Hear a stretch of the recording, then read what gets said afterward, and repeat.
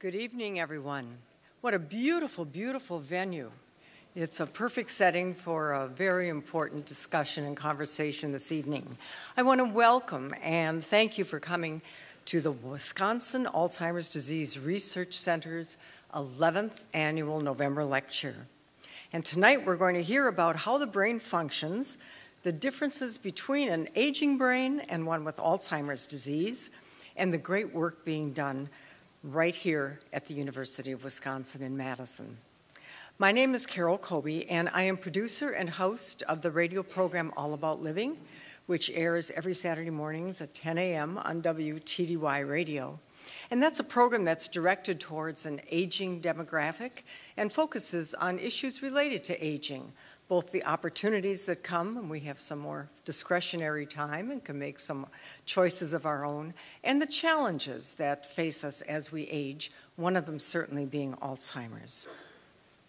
This past spring, the radio program celebrated its 10th anniversary, and the decade prior to that, I moderated the Picture of Health series, cable television series for the University of Wisconsin Hospital and Clinics, so that I feel I have had a front row seat to the evolution of healthcare that has occurred over the past 20 years. In the midst of my ongoing professional role serving as a communication bridge between health professionals and the general public, I was also personally touched by the disease which we'll be learning more about this evening, Alzheimer's. In the mid-90s, my then husband, David Severson, began exhibiting peculiar behaviors and was losing his ability to perform the everyday tasks that were so common for him. I mentioned this to his internist, but was told that it was just David being David. Well, that made some sense because David was an artist and had a certain delightful, peculiar, kind of a weird personality at times. So at first this made sense, and it was a good excuse for some of his behaviors and his symptoms. But I did know that it was more than just peculiar artistic behavior. And I called Dr. Mark Sager at the University of Wisconsin because I knew there was a memory loss program at UW. And with his guidance and a little effort, I convinced David to just go for a visit. Well, it was obviously where he needed to be. And he was so well cared for by the team over the next few years as his disease progressed and then other medical issues surfaced. And there are a lot of details to that care and much more to the story. But the medical issues actually were what hastened his death. And David particularly adored Dr. Cindy Carlson, whom you're going to hear from this evening. In fact, I think he liked her so much he really looked forward to his medical visits. And she was wonderful, a wonderful clinician and a wonderful friend. And it was she who was by his bedside at hospice the night before he died in August 2001. And I will be forever grateful. For those of you who have been impacted by Alzheimer's disease and its related dementias, you are well aware that the diagnosis of Alzheimer's is more than just one person's disease. It affects an entire family. And without a support system available, it would be even more devastating than it already is. That's why I hope that you had time to meet our sponsors and visit them at their resource tables tonight and to garner some information of your own. We could not continue to provide this information without the help and support of local service providers like the ones who are here tonight. So let me recognize them and give them a special thanks for their participation. The Madison VA Hospital and Geriatrics Research, Education, and Clinical Center. The Wisconsin Geriatric Education Center. The Alzheimer's and Dementia Alliance of Wisconsin, of which I am proud to serve on the board. The South Central chapter of the Alzheimer's Association, Azura Memory Care, Coventry Village, Lighthouse of Sun Prairie, and Midwest Home Care. A big thank you to each one of these sponsors. And thank you, yes, let's give them a round of applause. Also, some general housekeeping tips before we begin our formal presentation. I just did it right before I walked up tonight, and if you have a cell phone with you, if you take it out and click it off or turn it off, we would appreciate that very much. And the restrooms, you no doubt have found them if you needed them, but they are right outside the door. And this facility certainly is visionary in that it has 2 restrooms for women and 1 for men. And then you each should have received a red folder. This red folder, and there's lots of good information inside that folder. First of all, there's an agenda for you to follow along for tonight's presentations, and then an evaluation form that we will collect at the end of the evening. And I hope you take the time to fill that out. This makes sure that each year this November lecture can provide the information that you really need to help you move forward in your interest in and dealing with Alzheimer's disease, however it is impacting you. So do fill out that evaluation form. Your feedback is most appreciated. Then for your reference, there is a list of community resources as well as a list of recent publications about Alzheimer's disease that have been written by the Wisconsin Alzheimer's Disease Research Center scientists. So valuable information that is kind of your take-home homework. And if you would like CEU credit for attending tonight, please fill out the green slip of paper and turn it in at the end of the evening after the program and presentations. And that green slip, it's a small slip of paper, and you'll find it, if not in your folder, it's out on the table outside of the room. And you can pick one up as you go out and turn it in. And then also, you will find information about participating in the research of the Wisconsin Alzheimer's Disease Research Center. And that is this white sheet of paper. And this is a very special sheet of paper because it really is key to our learning, to unlocking the mystery behind Alzheimer's disease. And being a participant is a fascinating experience. I can attest to that because I am a participant myself in one of the ADRC studies. And it's fascinating. They treat you wonderfully, and they even give you breakfast. So I heartily encourage you to investigate whether or not that would be something appropriate for you. I'm continuing the process, and every year we'll go back for a longitudinal kind of observation of where I am on that level. And hopefully they will be able to learn something from my participation and the many others who participate. The final step is the opportunity to donate your brain for further study. And I have also made that optional decision to do that. So I hope that you will consider these options because they're available to each and every one of you. We will have time for questions at the end of the presentations this evening. And to help you remember your questions, I believe you were given a note card as you entered the room. And please write out your questions on those note cards so you won't forget them. And we will collect those at the end and read off the questions for our presenters to answer. And now it's time to move forward with the formal part of our program and bring on the presenters. And it is both my privilege and pleasure to introduce to you the first of our speakers this evening. He is certainly a key individual to the existence of this internationally renowned Alzheimer's disease research program here at the University of Wisconsin. And he's also one of the finest gentlemen I have ever met personally. Dr. Sanjay Asthana is board certified in both internal medicine and geriatric medicine. He is currently the director of the Wisconsin Alzheimer's Disease Research Center. He is a professor and head of the UW Division of Geriatrics and Gerontology, and he's director of the Madison VA Geriatric Research, Educational, and Clinical Center. Dr. Asthana's journey to Madison has truly followed an international path.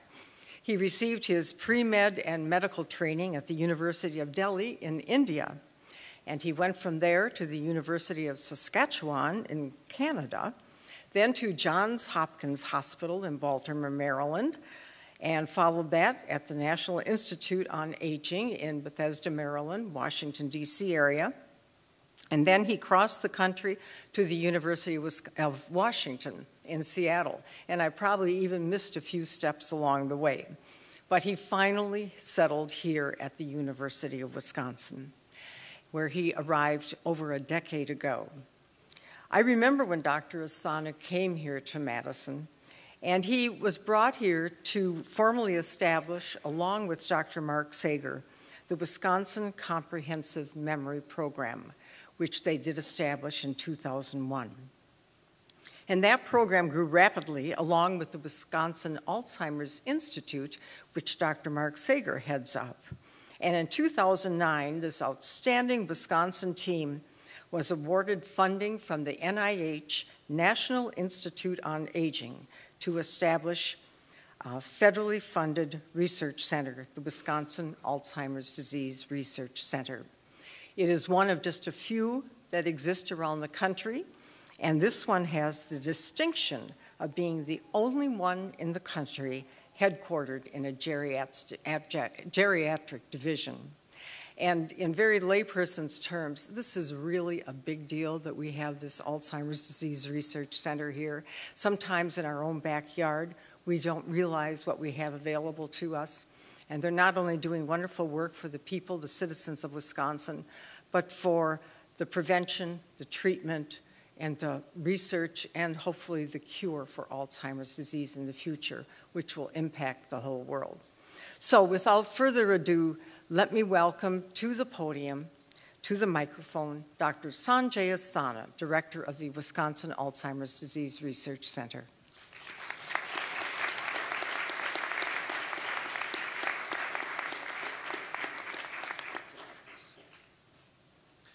Hi, good evening. Thank you, Carol. Thanks for this very kind introduction, not only to myself, but to all of the team and other people who are here working, who made it possible for this evening to come together. We are really fortunate to have you all, and we have planned a very exciting evening in the sense of sharing with you all some of the latest things that are going on in the field of Alzheimer's research, and also what goes on here right in Madison, Wisconsin at the University of Wisconsin.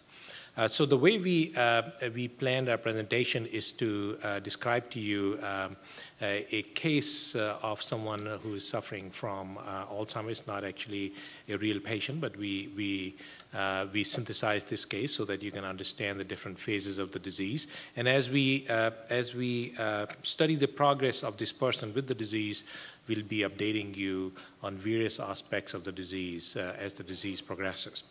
So to start with, here is Dr. Alzheimer's. Dr. Alzheimer's was a German psychiatrist who in 1906, for the first time, described a case report on this woman called Augusta D. Augusta D went to Dr. Alzheimer saying, "Doctor, I'm losing my brain." That was her complaint. She was about 52-year-old at that time. And Dr. Alzheimer's really didn't quite know what was going on in early 1900, but being a scientist, he actually did not ignore her complaints. He followed her up all the time to her death, and she unfortunately died young, within about 5 years of her first presentation to Dr. Alzheimer's. And in fact, Dr. Alzheimer's performed an autopsy on her brain, and he described changes in her brain that have now become the diagnostic hallmarks for the disease, and I'm going to show you those changes. I think we all are aware, you all have heard about this, that Alzheimer's truly is present in an increasing number of patients, and their projections that if we don't find an effective treatment or a cure for the disease in the next few years, then this disease alone can bankrupt Medicare, because as you all know, it's a very costly disease to care for. And of course, these are all the media coverage and articles that have been written about the disease. Let me just share with you some of the numbers about this disease, just to give you an idea about the size of the problem we are dealing with in this country alone. So in the United States, we currently have about 5.3 million individuals with this disease. And in fact, a new case is diagnosed every 70 seconds in the United States with Alzheimer's disease. And it is projected that by 2050, about 13 million Americans will have this disease unless we actually find some effective treatments, or hopefully one day a prevention and cure for the disease.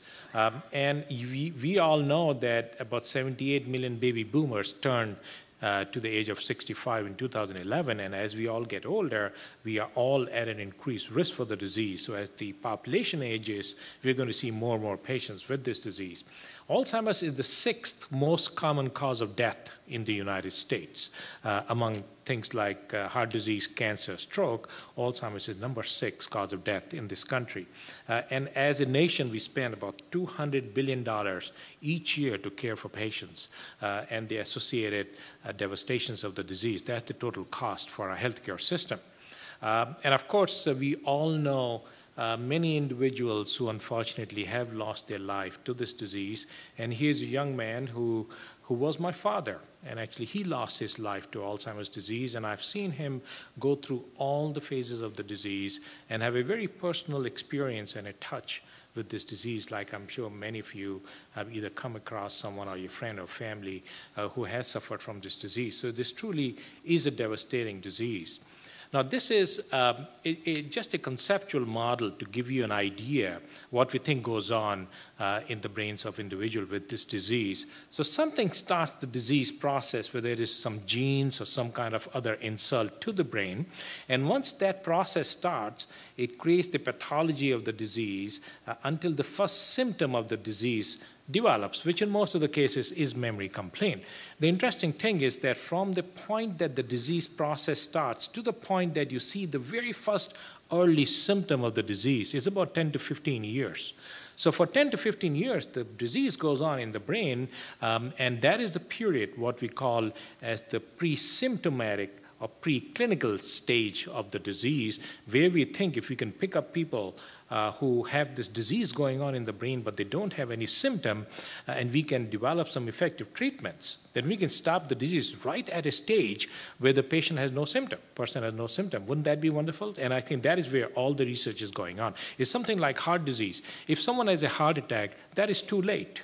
In fact, our attempt always is to treat high cholesterol, high blood pressure, do regular exercise, healthy diet, and the aim is that nobody develops heart attack or heart disease. Same is the principle for Alzheimer's. We're trying to develop things that may stop this disease from either progressing or actually hopefully cure it one day.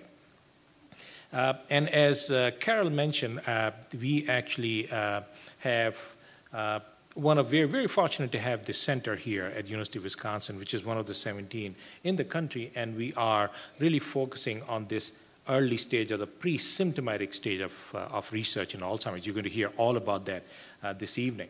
So Dr. Alzheimer's, as I mentioned, you described some changes in Augusta D's brain, and one of the changes called amyloid plaques, and they're right here. And these are areas of dying brain cells, and in the middle is a protein called amyloid protein, and you're going to hear a lot about it this evening. This is one of the proteins we think, at least is one of the causes for Alzheimer's disease. And the other change it described, this is just a close view of that plaque. Here's the amyloid protein. It is surrounded by some inflammation in the brain and some of the brain cells that are dying. The other change it described, Dr. Alzheimer's, in Augusta D's brain is called neurofibrillary tangles, and they're right here. These are neurofibrillary tangles. They are made up of a protein called tau protein. So we think at least there are two abnormal proteins in the brain that may be at least one of the major reasons why some people develop Alzheimer's disease. And interestingly, as the disease progresses, even at the very last stage of the disease doesn't involve whole of the brain. It only affects certain parts of the brain. And those are the front of the brain.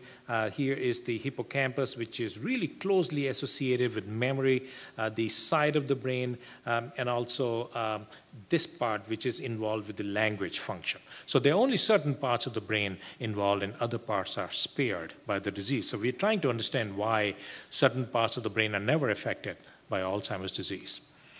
So here is a case of Bill, who, when he presented to his doctor, was 76-year-old, and his wife, Mary, was 74-year-old. And in fact, when he went for his routine checkup with his doctor, he really didn't have any memory complaints, but he had certain diseases that you're going to hear actually increase the risk for Alzheimer's, something like high blood pressure, diabetes. He also had a history of head injury, and he had some family history of Alzheimer's disease. In his wife's case, she had no symptoms. She had mild arthritis and glaucoma, and she also had a family history of Alzheimer's. So both Bill and Mary want to know from their doctor that they're worried about developing memory problems, and they want to know what is dementia, what is mild cognitive impairment, and how could we actually differentiate between forgetting from normal aging and forgetting due to Alzheimer's disease. So to make us understand these, I would like to invite Dr. Carrie Gleason. Dr. Gleason is an assistant professor of geriatrics at the University of Wisconsin School of Medicine. She is also the executive administrator of the Alzheimer's Disease Research Center, a very well-renowned neuropsychologist by training, and has done some amazing original research in Alzheimer's disease. So Dr. Gleason is going to talk about how we differentiate between aging and Alzheimer's and early symptoms.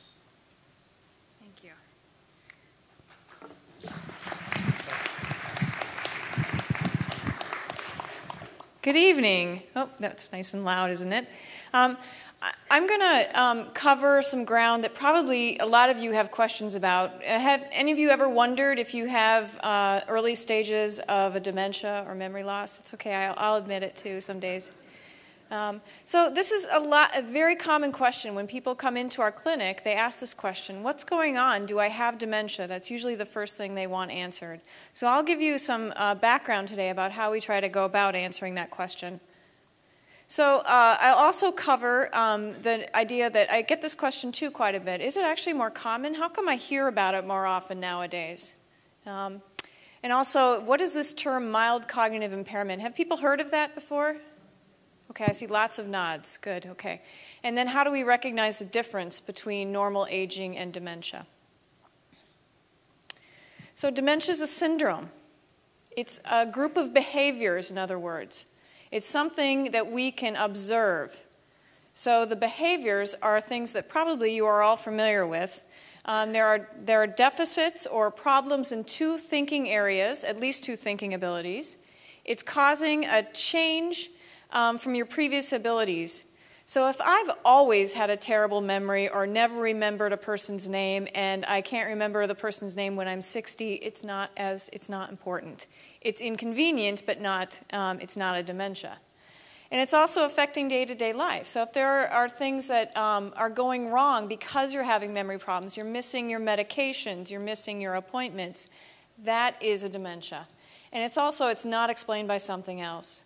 So there are things that we look at. When we do an evaluation, we're going to rule out other causes of memory loss. For example, depression might be causing memory loss, or certain metabolic syndromes can cause memory loss. So what are the causes of dementia? You've all heard of this one, of course, Alzheimer's disease. It's the most common cause.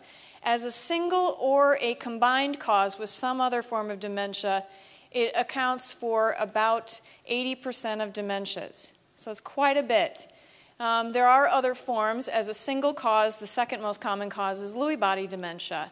Lewy body dementia is one that has a lot of symptoms or overlap with Parkinson's disease. So oftentimes the person has somewhat of a stooped posture, masked faces, and they look more like a person with Parkinson's disease. But they also have the memory problems.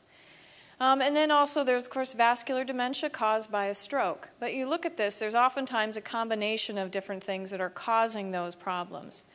But as a single, again, a pure cause, as a single cause for dementia, Alzheimer's disease takes the lion's share of different forms of dementia. So so I'm going to quiz you guys to see how your memory is. Anybody remember how old Frau Augusta D was? Yeah, she was in her early 50s. So when she presented to Dr. Alzheimer's disease with this case of dementia, and he looked at her brain and described it, this was a dementia that was considered a rare dementia, because how often do you see people younger than the age of 65 who have Alzheimer's disease? It's considered pretty rare. Anything that occurred after the age of 65, even if it had similar symptoms of the memory loss and difficulty doing day-to-day tasks, this was called something else, senile dementia or hardening of the arteries. Have people heard those terms before? Yeah. So there is a couple of very important papers. Alzheimer's disease was considered a very rare disease. Until the 1970s, there was a couple of seminal papers that were published where people looked at the brains of people who died of senility. So they looked at 75-year-olds who had symptoms of hardening of the arteries or organic brain syndrome, and lo and behold, they had the exact same changes in the brain that you would see in somebody who had that very rare disease of Alzheimer's disease. So this was, in fact, it was realized that this was the same disease, and in fact, it was a very common disease. So this is not a coincidence that in the 1980s, the agencies that take care of our health care and our funding decided they needed to ramp this up. So the very first Alzheimer's Disease Center was funded in the 1980s. We are one of the more recent ones that were funded, but again, this is a long history recognizing that this is a disease that we're going to have to address in a very aggressive way. This also explains why my grandfather, this is Adam Tice, he died of hardening of the arteries. That's what it says on his death certificate. And his son died of Alzheimer's disease. This is my Uncle Clarence.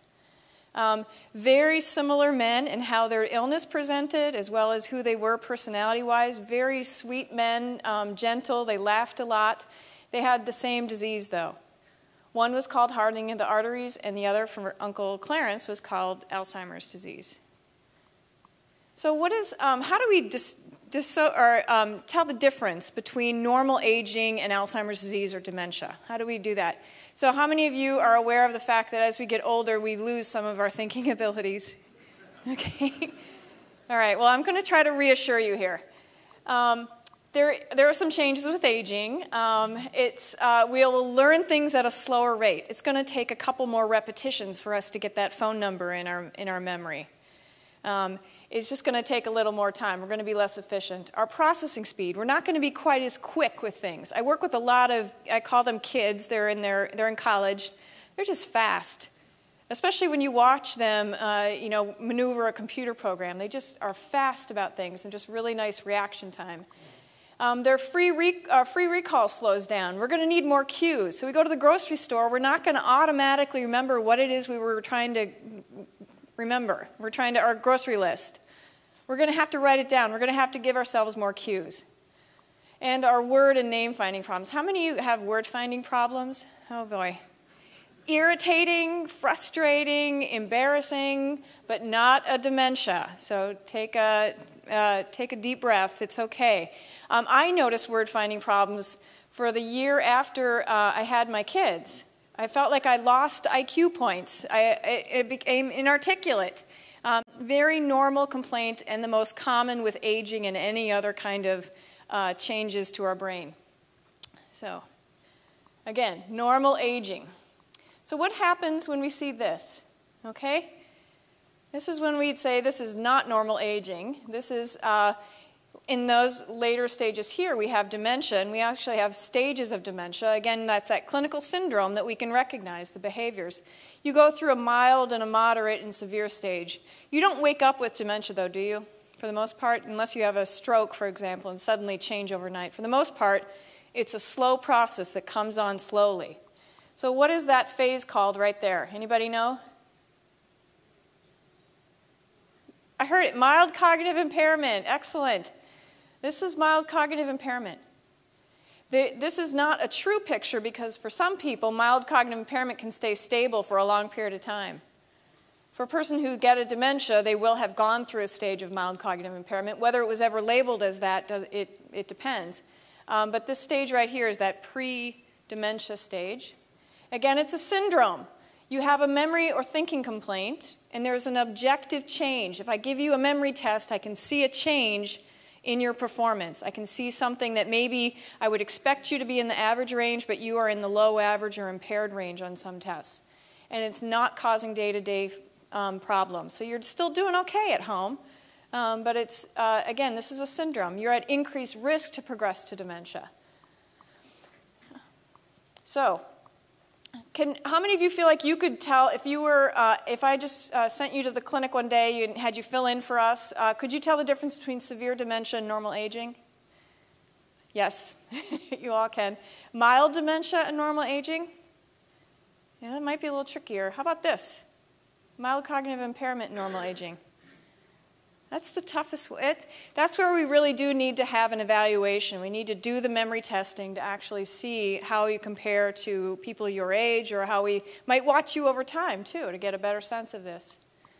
So it takes tests, and we're going to look for certain things in our testing. So if you've ever had, a lot of you are in our clinical course, so you've had that memory testing, right?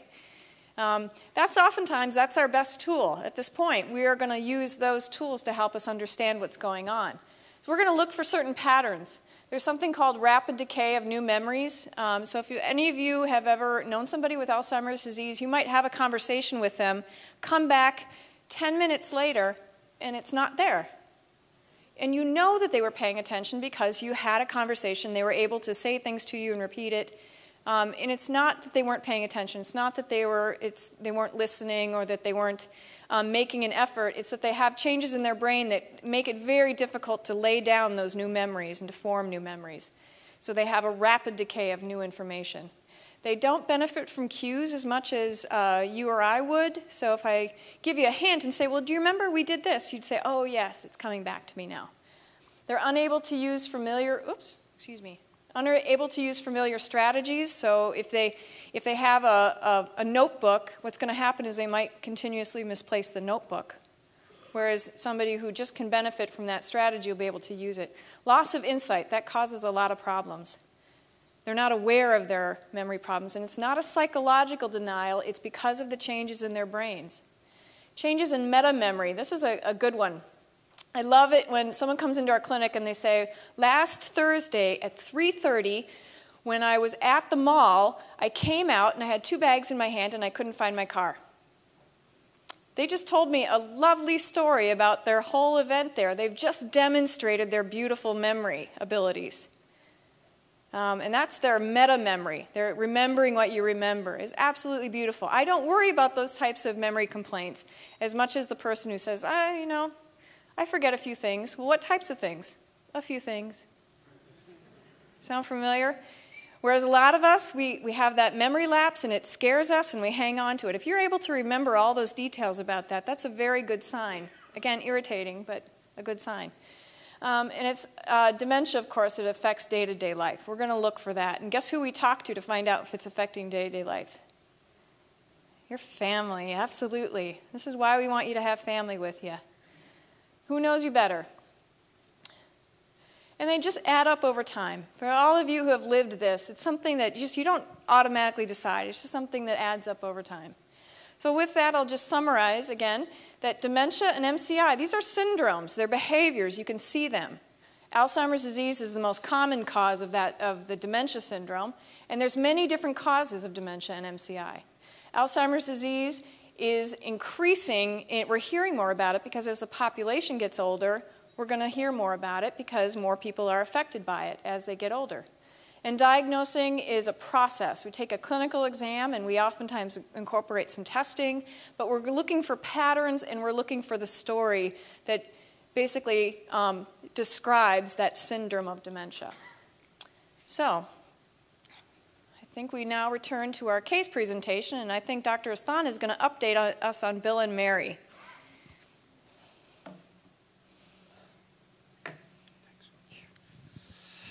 Thank you, Dr. Gleason. So I know that, thanks. So Bill and Mary, at least now they understand what is abnormal aging and what is Alzheimer's disease. So they go back to their doctor, and the doctor is following them up. And Bill is starting to develop very early memory problems now. So this is about 5 years later when he first went to his doctor without any symptoms. But since then, he has developed some symptoms. He forgets dates, recent conversations, names, even names of his close friends and relatives. And he repeats himself quite frequently. So he's seen by his physician again, and this time he meets the diagnosis of mild cognitive impairment that Dr. Gleason talked to you about. His wife, on the other hand, fortunately stays well, and she has no symptoms whatsoever. So both Bill and Mary now, because Bill has got some symptoms and they both have strong family history, they want to know that at least Mary is very keen that could she maintain a healthy memory and also stay free of dementia or something like mild cognitive impairment. And they have certainly heard of the Wisconsin Registry for Alzheimer's Prevention. Raise your hands, how many of you have heard of RAP registry here? Many of you, and I'm sure some of you or your family members are in it. So you all know that Dr. Mark Sager is the director of the Wisconsin Alzheimer's Institute, and he's also the founder of the RAP registry, which is internationally known and has made amazing contributions to Alzheimer's research, especially at pre-symptomatic stage. And Dr. Sager is a professor of medicine at the School of Medicine and Public Health, and he is going to talk about how we could maintain a healthy brain. Dr. Sager. Thank you. Good evening, and let's see if I can be ambidextrous here. I have the great honor to talk about all the fun and the research we're doing in prevention. How many of you think that we're eventually going to prevent Alzheimer's disease? A few of you, and I'm not quite sure I agree with you because we haven't quite prevented heart disease, and we've been spending billions of dollars doing research for many years. But we do control heart disease. We hopefully prevent some people from having heart attacks, and if they have heart attacks, we know how to treat them. And I think that's where we're going, I think, with Alzheimer's disease, at least in the near future. But a decade ago, no one thought we'd have a chance to even prevent Alzheimer's disease. Fortunately, most of us will follow this path. We'll remain healthy all of our lives with some minor changes that Dr. Gleason discussed very nicely. What we now know, though, is that Alzheimer's disease may become manifest in people who are older adults, but in fact it begins decades, the process begins decades before people become symptoms. And you'll notice that we've got Alzheimer's disease really representing an end stage of this neurodegenerative disease, mild cognitive impairment that Dr. Gleason commented on that precedes it. And then we have a period of what we call pre-symptomatic or preclinical Alzheimer's disease. And prevention has to occur out here. And the reason why it occurs out there is that when we intervene decades before someone becomes symptomatic, the likelihood that they will ever develop cognitive impairment that we would call Alzheimer's disease is significantly diminished. And so, and I think Dr. Asthana used the analogy with heart disease. Alzheimer's disease is equivalent to someone who has heart failure. Mild cognitive impairment is someone who may not have heart failure but is beginning to have symptoms. And this is the young person who has elevated cholesterol who may be at risk. And in prevention research, we are looking for risk factors that would explain why someone follows the red path and not the black path. And what we do know is that there is currently no cure for Alzheimer's disease, and one important question are the things that you can do that might reduce or change your risk. These are the results of a poll that was taken by Metropolitan Life, asking what people were doing to preserve their brains. And you'll notice that 68% said they were involved in arts and crafts and hobbies. That's good. 44% were involved in sports and exercise, and that's great. 35% involved in games and puzzles. But you'll also notice that 3% said they were resting. And I can guarantee you don't see watching television on this list. And it's proven that watching television will not maintain your brain health. What we know, too, is that lifestyle is very important. Cognitive and leisure activities, we're actually publishing a paper looking at people in the RAP study, and we asked them what they were doing, and we're finding that people who are involved in games and anything that's cognitively stimulating actually are performing better than people who don't exercise their brains, even when we can control for age and gender and IQ, all those other factors. Psychosocial stress has also been found to be a risk factor for Alzheimer's disease. It affects an area of the brain that Dr. Asthana referred to, and that's the hippocampus. So stress reduction will help. This is always a very popular topic in Wisconsin, and alcohol has been consistently shown to be a to reduce a person's risk of developing Alzheimer's disease. Too much alcohol is bad. Not enough is no alcohol also seems to be associated with a slightly increased risk. So moderation, for some reason, I'm not sure we know what it is, moderate alcohol intake seems to have some protective effect. Now, please don't leave here saying that I recommended that you drink and I drink alcohol, but it is what it is. We also know that physical exercise is critically important.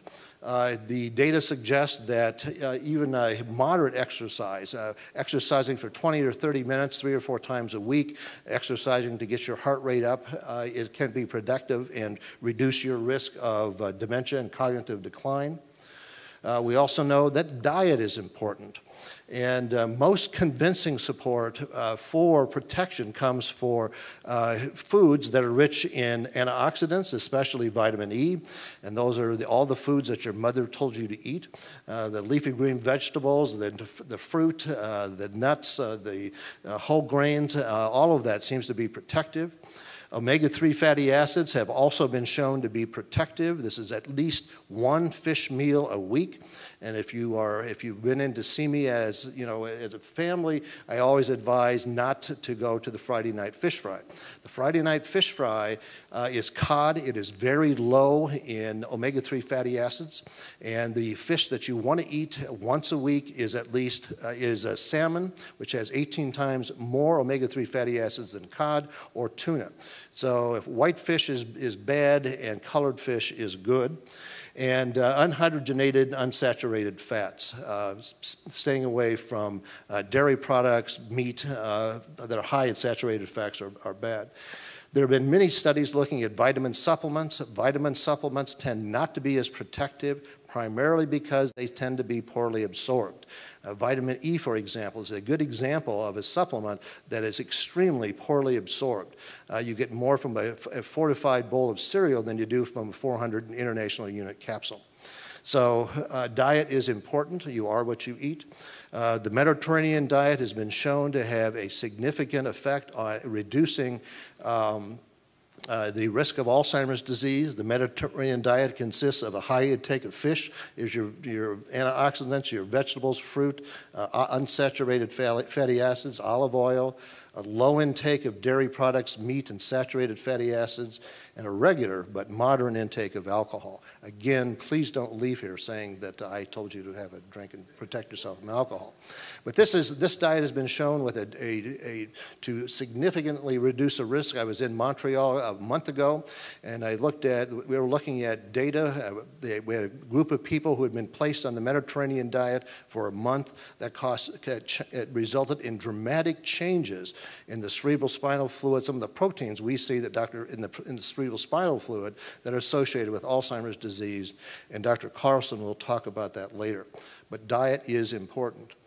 UW prevention research began in 2001, and that was with the development of the Wisconsin Registry for Alzheimer's Prevention that Sanjay and Dr. Asana had brought up. At the time, it was a scientific risk because, as I said, very few people were talking about prevention or even disease modification. But the goals of prevention research are first to find evidence for the disease prior to the development of memory impairment. That's analogous to finding evidence for a plaque in an artery before someone develops has a heart attack, and then to try to identify the factors associated with the eventual development of Alzheimer's disease. And then, for example, high cholesterol and heart disease is a factor that's associated with the eventual development of plaques and then heart attacks. And then to intervene in high-risk persons at the earliest stage, hopefully to delay the onset and slow the progression. And in heart disease, we try to lower cholesterol decades before someone would be at risk of having a heart attack. The goal in prevention research in Alzheimer's disease is to intervene decades before someone would become likely to become symptomatic. The risk factors for Alzheimer's disease: age. Of course, age is a risk factor for a lot of things. Apolipoprotein gene is a gene that we regularly test for in Alzheimer's disease research. It is not a gene that your doctor could theoretically order this done and have this gene determined in you. We don't recommend that, primarily because anything that goes into the medical record then becomes available for insurance companies, and that could influence your ability to get long-term care insurance. Family history. For a long time, we have known that family history is a risk factor for Alzheimer's disease. If you have one parent, especially a mother, you are at higher increased risk than if you have a father who had Alzheimer's disease. And in fact, what we did when we first started RAP was to say, look, we need to study people for a long period of time. People with family history know what this disease is about, and they're also concerned about their parents. And so over 10 years ago, we began to enroll persons who had experienced this disease with a parent with Alzheimer's disease. What we currently have over 1,500 volunteers in RAP. We have people coming from 29 states. We have almost 72% of these have a parental family history with Alzheimer's disease. And if you're part of the study or you have friends who've been part of the study, you know that everyone has a very extensive battery of memory testing. We also, Dr. Johnson's going to talk about all the neuroimaging and laboratory testing we do, and he does, and he leads that. And also, we almost have 35,000 samples of serum and plasma and DNA that have been stored. Because someday, someone's going to discover a protein that is present in middle age that may be associated with a person's risk of developing Alzheimer's disease. Once that discovery is made, then we're going to start looking at all those samples. As I said, we have people from all over Wisconsin who participate in RAP. We have three testing sites, one in Milwaukee, one in Madison, which is the largest, and one in La Crosse. And La Crosse, actually, the people in the La Crosse area have supported RAP very significantly and now represent 1/3 of all people enrolled in this study. What are we finding? We are finding evidence that this disease does begin decades before people become symptomatic or develop mild cognitive impairment or Alzheimer's disease. This looks at a group of people who are very normal when it comes to memory, and this is a group of people who all of a sudden seem to be gradually declining. Both of these, the people in this line and the people in this line, are thinking exactly the same. These are very mild symptoms, but you think about it, if what we really want to do is we want to intervene out here and not out here. And so the goal of the research is to, again, to identify signs and begin to understand why some people follow a red line and why some people follow the blue line. Now, the way to do that is not necessarily to do the cognitive testing, but actually I'm going to let Sanjay go ahead. But the prevention research involves not just cognitive testing, but also the neuroimaging that Dr. Johnson does, and the cerebral spinal fluid analyses that Cindy Carlson does. And I'll let Sanjay continue with the case.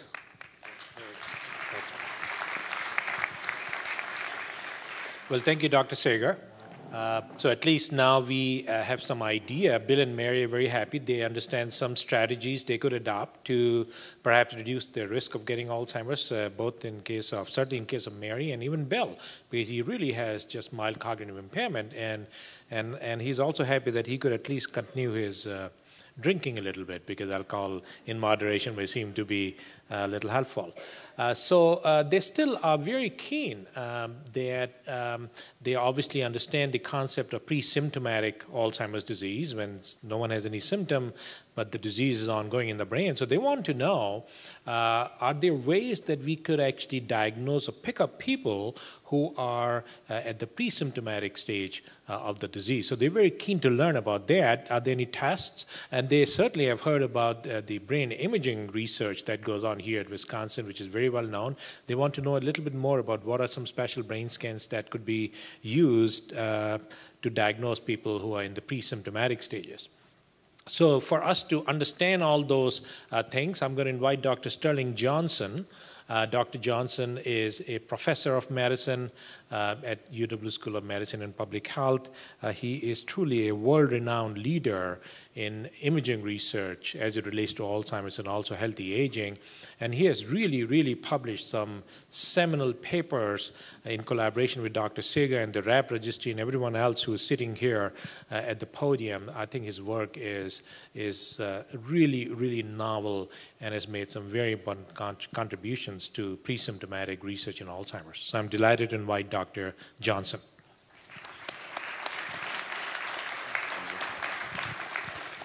Good evening, everybody.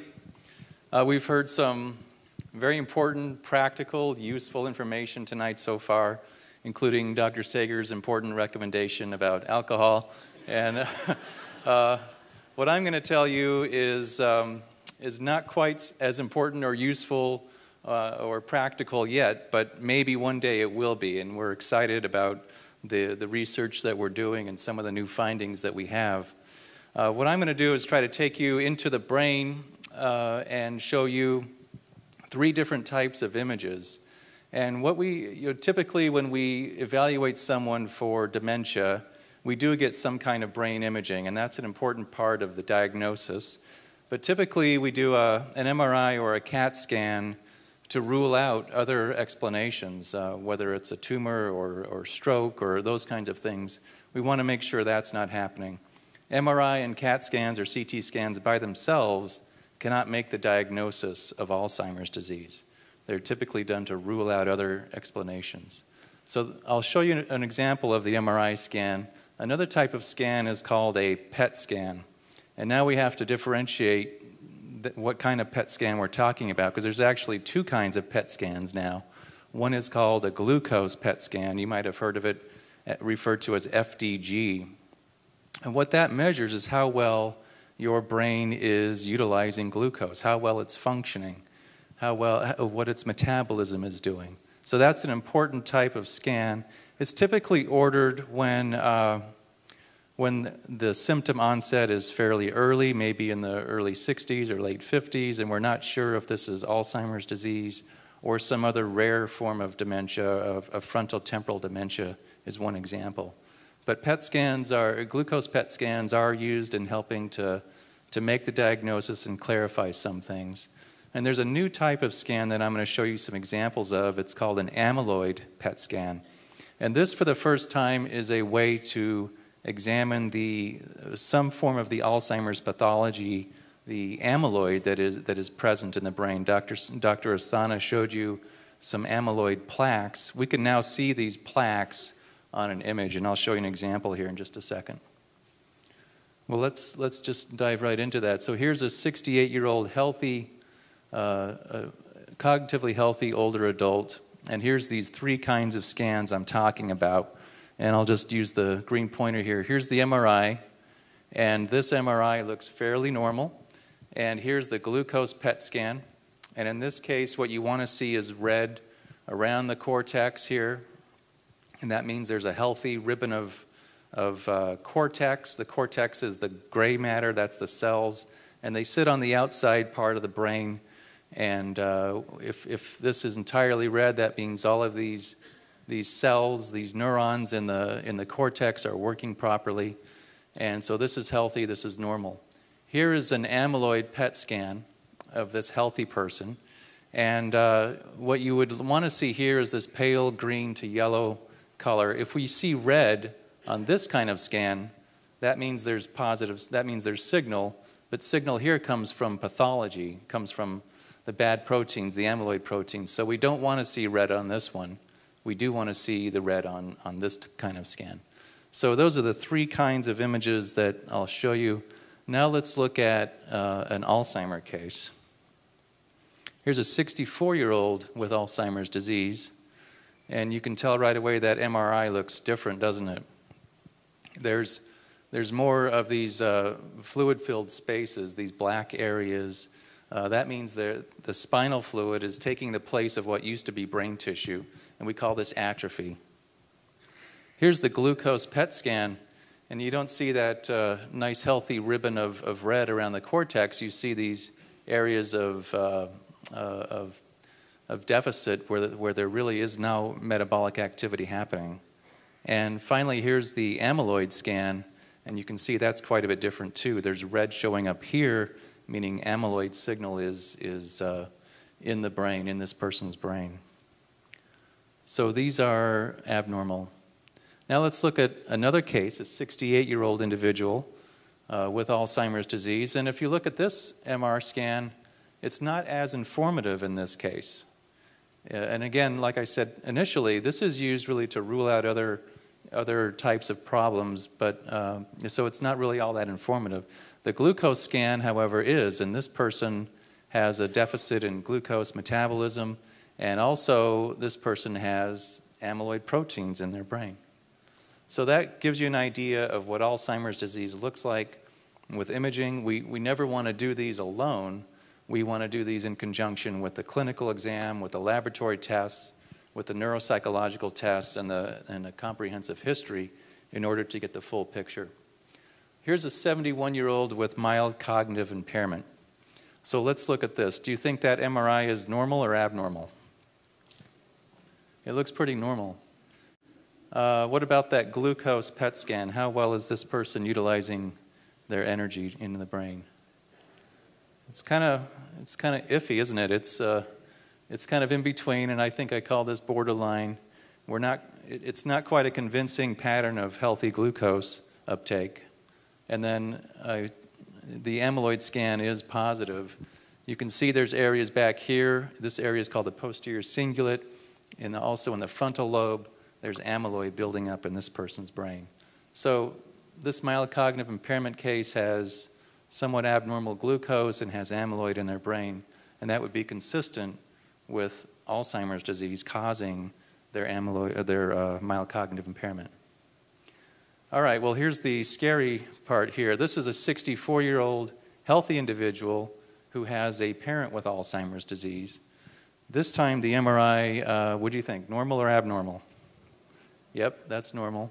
Glucose, the PET scan, yeah, that looks very good. What about that amyloid scan? It's abnormal. You've got red showing up here in the posterior cingulate. It's an important area for recalling memories into consciousness. Also in the parietal lobe back here, we have amyloid. And so this is not a healthy scan. This person, well, here's the interesting thing. This is why what I'm saying may not be that useful to us, because we don't know if this person is ever going to express symptoms or not. We really don't know. What we do know is that they have amyloid present in their brain. It may just sit there their entire lives, or it may be predictive of Alzheimer's disease. And that's the exciting part about what we're doing here. We're trying to predict who's going to go on to eventually get symptoms from these kinds of imaging in conjunction with genetic tests and with cognitive tests and so forth. Well, we do know from studying people in the Wisconsin Registry for Alzheimer's Prevention that family history indeed causes changes early on. And in this case, it was at age 54 when we published this study about 6 years ago now, where we found that during a memory test, while we're scanning people's brains, while they're doing this memory test, and we found that people who have a family history show less activity here in the structure called the hippocampus, in an area important for encoding new information into memory. And this tells us that indeed these brain changes may be occurring very early on. This study was done before we had the capability to do amyloid imaging. Currently we're doing these kinds of tests in people who may or may not have amyloid, and we want to see if there's if amyloid proteins actually influence these kinds of patterns. Here's another study that was just published earlier this year by Dr. Okonkwo, who's a part of our group, who's here tonight. And what he showed is that over 4 years, we can see atrophy, we can see cell loss in this part of the brain, the hippocampus. And the different colors there refer to maternal or paternal family history. But the main effect was family history in this case, more so than ApoE gene or any other thing that we could try to explain this finding. So these are studies that show us that indeed in asymptomatic healthy individuals there may be brain changes that are consistent with Alzheimer's disease, and our job now is to follow these individuals and see if we can find out with more certainty or predict with more certainty who is going to get the disease and who isn't. Because that's really what we need to do. We need to identify individuals as early as we possibly can so that we can get people in treatment, experimental treatments right now, to help us move these drug trials along and find an effective therapy. But eventually all this is going towards the cause of early identification, early treatment, and prevention of the disease. So that's what we're doing. How early in life does Alzheimer's begin? That's the major question we're trying to address. What is the time window for this, and can we have an opportunity to intervene so that we can prevent or slow this disease down? And let me just summarize this part by saying the brain does in fact change before the clinical signs of Alzheimer's disease show up, and I think some of our results here tonight show that. Amyloid PET is a new way of doing this. It's a new way of understanding the disease. It just received FDA approval earlier this year, and it will likely change the way we make diagnoses and the way we can predict who's going to have Alzheimer's disease. Right now, it's not useful by itself. Like I said, you have to do it in conjunction with a thorough clinical workup. And that's what our research is doing here at the University of Wisconsin. We're focused on early detection and treatment so that we can find a cure. All right, that's all I have. Sanjay.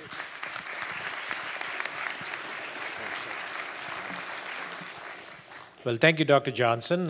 Certainly, it's very exciting to see all these developments and new research coming out in terms of imaging of brain, because I think most of us in the field of research believe that some of the real advances in pre-symptomatic diagnosis for Alzheimer's will come out in imaging. And you've already seen that one of the scans is already approved by the FDA to help us, at least in the workup, for diagnosis for Alzheimer's and even pre-symptomatic stage of Alzheimer's disease. So Bill and Mary certainly have learned a lot about imaging of the brain, but they have also heard that University of Wisconsin is pretty well known in research as it relates to examination of spinal fluid and how we could use some of the proteins in spinal fluid to pick up patients who may be in pre-symptomatic stage of Alzheimer's disease. So for them to learn more about that area of research, I would like to invite Dr. Cynthia Carlson. Dr. Carlson is an associate professor at the UW School of Medicine and Public Health. She, at a very young age of 25, is internationally known in Alzheimer's research, and actually has done some amazing work in research as it relates to spinal fluid. So Dr. Carlson will be talking about her own research and some of the new changes that are taking place in this area of research. Thank you, Dr. Osana, and thank you for that nice comment about my age. That's nice. Thank you all for being here. Again, we really appreciate your being here as part of this talk tonight, but also hopefully that you can be advocates for people with Alzheimer's disease, get out there and help spread education around and help us move forward in our understanding of this disease. I do have to admit I'm a little distracted up here because I just realized this is my home church, and I usually sit about there, and I realized that Pastor Chris can see when I fall asleep in service, so now I have to remember to drink coffee before I go to service next time. But again, I get the wonderful topic of lumbar puncture, and our colleagues named it, my talk, I'm Not Doing That.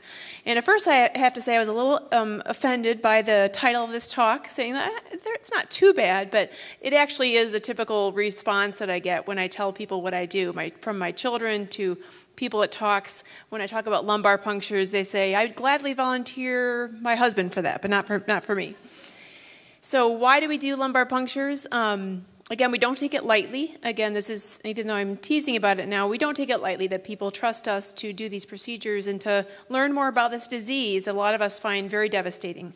Again, I'm here because my grandmother had Alzheimer's disease. My dad just turned the age that she turned when she developed the disease. So a lot of us have a personal interest in finding answers for this disease.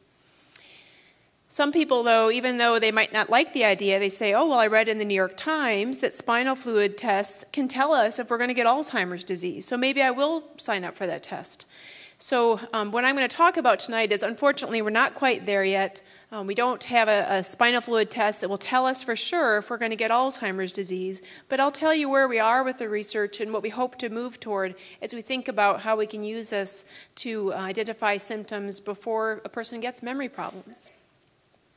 So I'll just talk in the next 10 minutes or so about what is a lumbar puncture. There's a lot of misperceptions about what that is.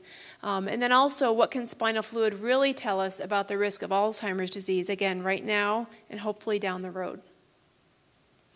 So a lumbar puncture is a procedure that tells us unique information. Again, around our brains, as this picture shows, there's fluid that kind of bathes our brain and kind of serves as a cushion inside of our skull. But that fluid's not just there as a cushion, it also does important things and helps kind of keep the brain cells and everything balanced in there. So there's unique proteins in there and really unique information about the brain. Again, this fluid's touching right up against the brain cells, and so it can tell us unique things that really complement some of the imaging pictures we see that Dr. Johnson's just showed us. So the procedure can be done either sitting up or with someone on their side. Some people like to call this procedure a spinal tap. I don't like that term because we're not really tapping the spine. The spinal cord actually ends above where we go in for this procedure. So again, the spinal cord ends up here, kind of in the mid-back, and the procedure is done down here in the lower back. And basically, there are some nerve fibers down there, but we put the needle in between the bones, collect some of the spinal fluid from the low back area, and then that unique fluid is the same fluid that bathes the brain and tells us unique information. I have to balance between the pointer and see how talented I am. So this is the type of needle we use. So it's not the top one. I can guarantee you we don't use the top one. That's a pencil. The bottom one is a needle that's typically used in clinics if someone has meningitis or something else and they need a spinal fluid collected. I almost called it a spinal tap after I told you not to. If they need spinal fluid collected, a lot of times I'll use this needle. This is the type of needle we use, which is a special type that reduces a chance of getting a headache or having problems afterwards. It's very tiny. It's the same size, like a thickness, as the kind you get a TB test at the doctor's office, so it's very, very tiny needle. This is me doing one of the procedures. So again, it can be done either sitting up or lying on their side. Usually what we'll do is clean up we always do, clean up the low back area, numb up the low back, and then collect the fluid out of the low back area. The procedures in our research center are done chiefly by two of us. And I just came up with the name. We are the lumbar puncture ladies. And the other lumbar puncture ladies in the back, if Leanne wants to raise her hand.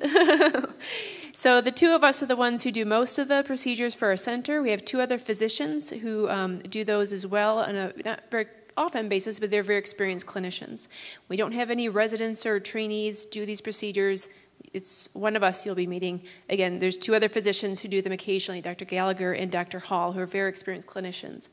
But that's me doing one. And actually, I think between the two of us, Leanne, I think you've done 200. I've done like 700 or more, so quite a few. But again, this is really unique information that we collect from this. Again, we don't take this lightly, but within those little few drops of crystal clear fluid, we find out very unique information about the brain and people in trying to understand who's at risk for Alzheimer's and how can we use this to help us better predict who's going to progress. So what can spinal fluid really tell us right now? Right now, what we'd like to see is, can we figure out, again, what this shows is a picture of a brain of someone who's healthy, who's in their 50s. This picture above here are some of these nerve cells that are in the brain called neurons. So the purple is the nerve cells, and then the tan tissue is like the space in between the nerve cells. And as someone progresses and gets mild cognitive impairment, like the patient Bill in our case presentation, he might have some amyloid plaques, so those brownish deposits, those sticky deposits that are put in between the nerve cells in the brain. And then inside of these nerve cells, he'll probably develop some changes of this tau protein that makes up these tangles inside the nerve cells of the brain. So again, once someone develops Alzheimer's disease, they have lots of plaques and tangles, again, outside of the nerve cells, inside the nerve cells or the neurons, and then they'll have more widespread disease in the brain. So right now, what spinal fluid can tell us is if somebody already has memory symptoms, if they have mild cognitive impairment, like Bill in our case presentation, the spinal fluid test can tell us if they're more likely than not to progress on to Alzheimer's disease. What the spinal fluid test cannot tell us right now is whether their son, who's maybe in his 50s, or a friend, if they're in their 50s, we can't tell right now if someone's going to go on to get mild cognitive impairment or Alzheimer's disease right now. So again, this paper came out last year, and a lot of people said, I want my spinal fluid results because I know it'll tell me if I'm going to get Alzheimer's disease. But that study didn't show that. It showed that people who already have memory symptoms, if they get a spinal fluid test, it might help predict if they're going to get Alzheimer's disease. In clinical practice, I don't usually do these unless I'm doing them for research because I think we don't have too much right now to slow down that progression from mild cognitive impairment to Alzheimer's disease. So I recommend people do things anyway. I recommend that they exercise, they eat healthy, they stay socially active. So a lot of the things that Dr. Sager has already reviewed with us.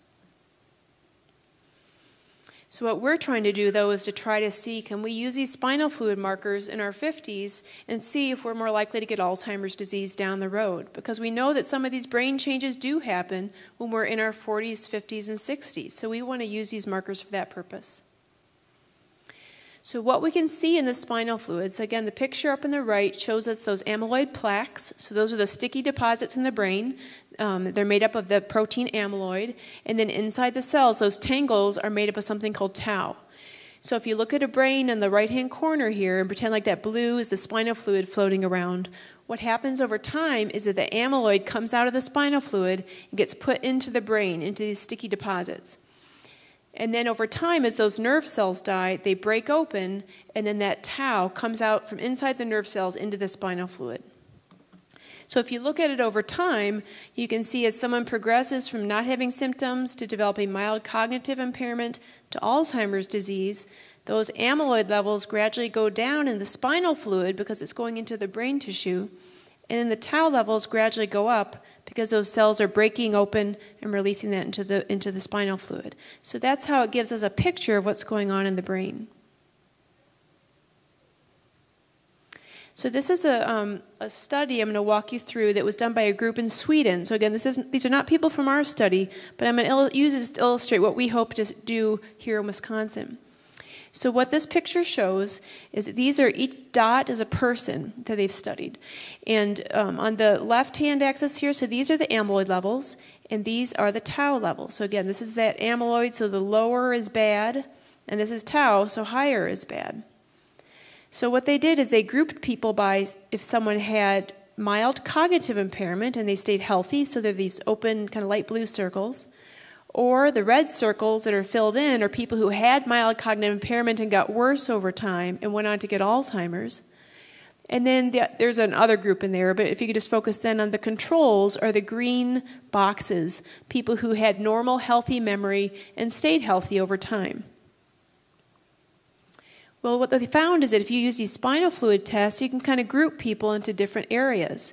So if you have someone who has nice high spinal fluid levels of amyloid and low levels of that tau, they're in that healthy group up here. If you have people at mild cognitive impairment and go on to get Alzheimer's, again, most of these red dots here, they kind of fall into this area over here because their amyloid levels are low and their tau levels are high.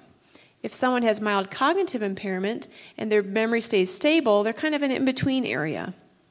And interestingly, we're finding that in some of our healthy people who have a parent with Alzheimer's disease, that a lot of them are falling into this range here. So what our team hopes to do is we want to know, are they going to go on as they get older into this healthy group up here and have healthy memory? Or are they going to go on to get mild cognitive impairment and Alzheimer's over here? So again, that's what our team's focusing on. A lot of the groups have looked at mild cognitive impairment and Alzheimer's disease. We want to know, what about before they get memory problems?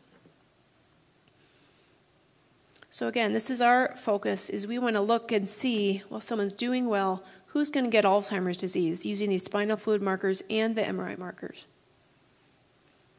So the other thing, the studies that I do actually involve usually administering medication. So I have studies looking at statin drugs and some other studies in the pipeline that try to do something about this. Again, I like to do things. I like to not just watch how the changes go, but try to prevent this disease. But we've got a lot of work to do. But this is how we use things like spinal fluid markers and brain scans and other measures in these prevention studies. So again, if someone doesn't have memory problems when they come to us, it's pretty hard to follow and see if they're going to get memory problems or see how their memory's doing because their memory's already so strong, and we want to keep it strong. So for example, what we can do is use these spinal fluid markers to see if a drug looks promising to prevent Alzheimer's disease. So for example, if you have a spinal fluid level for some test, and let's say that if your spinal fluid level got above a certain cut point, that would be associated with memory loss symptoms. But as long as you stay below that cut point, you wouldn't have any memory symptoms.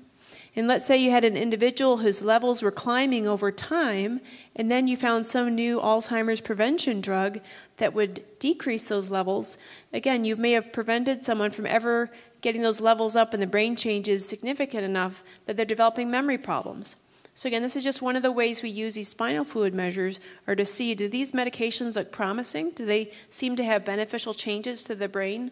So we use these in blood and imaging results as well to try to see if we're keeping the brain in a healthier state.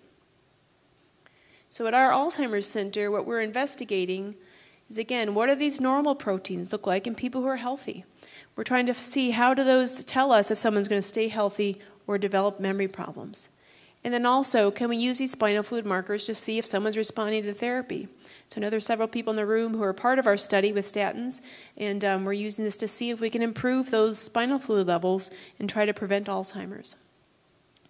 But again, we are not working in a silo. I mean, a lot of people talk about, the research university kind of doing things on their own. We're partnering with you. We have team members all over the community, all over the state, and as Dr. Sager showed us, all over the country, really, who are partnering with us to try to answer some of these questions. Again, a lot of us are completely biased, not because of drug company money, but because of personal family members who've been affected by this disease, and we want to find a difference in trying to prevent this disease. And so we're trying to answer questions more quickly. And the way we do that is not only working together as a team, but also working together with other teams around the country through our Alzheimer's Center network. Also, we have collaborations with University of Pennsylvania. We have collaborations with team members in Sweden and other teams. So again, we're trying to work with some of the best investigators in the country and the world so we can get these answers faster. So I know after this talk, you will not be saying, lumbar puncture, I'm not doing that, but instead you'll be, just sign me up, please. But again, we'll have time for questions after, so we can talk more about it then. Thank you.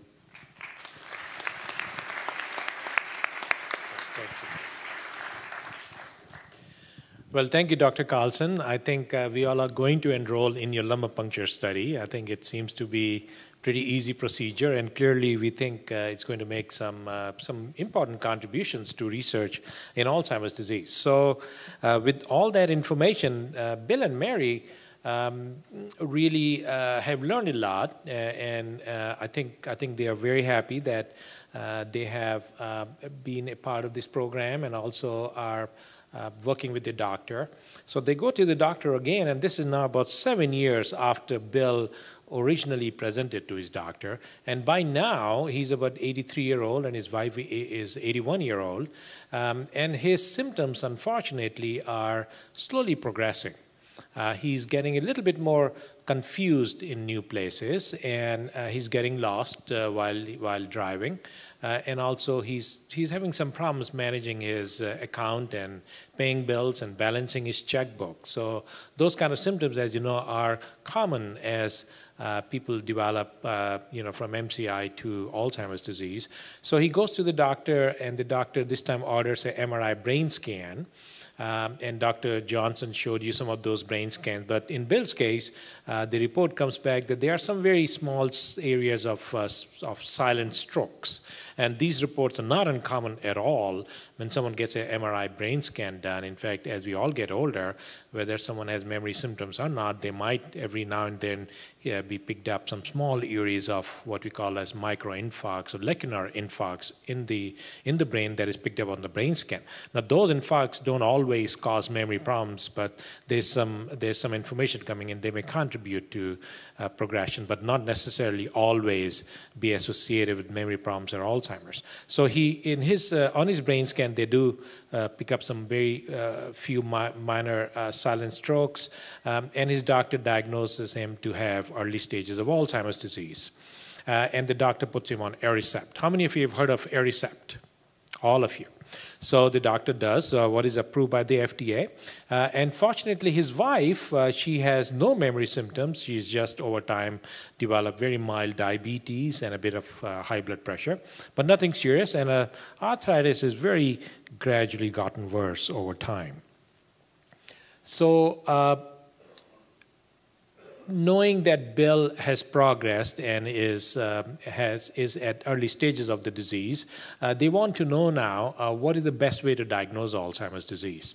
And of course, they are aware of some FDA-approved treatment. They want to know a little bit more about those medications, but more importantly, they want to know what's going on in research in terms of some new emerging treatments here at Wisconsin and even at other places across the country and beyond.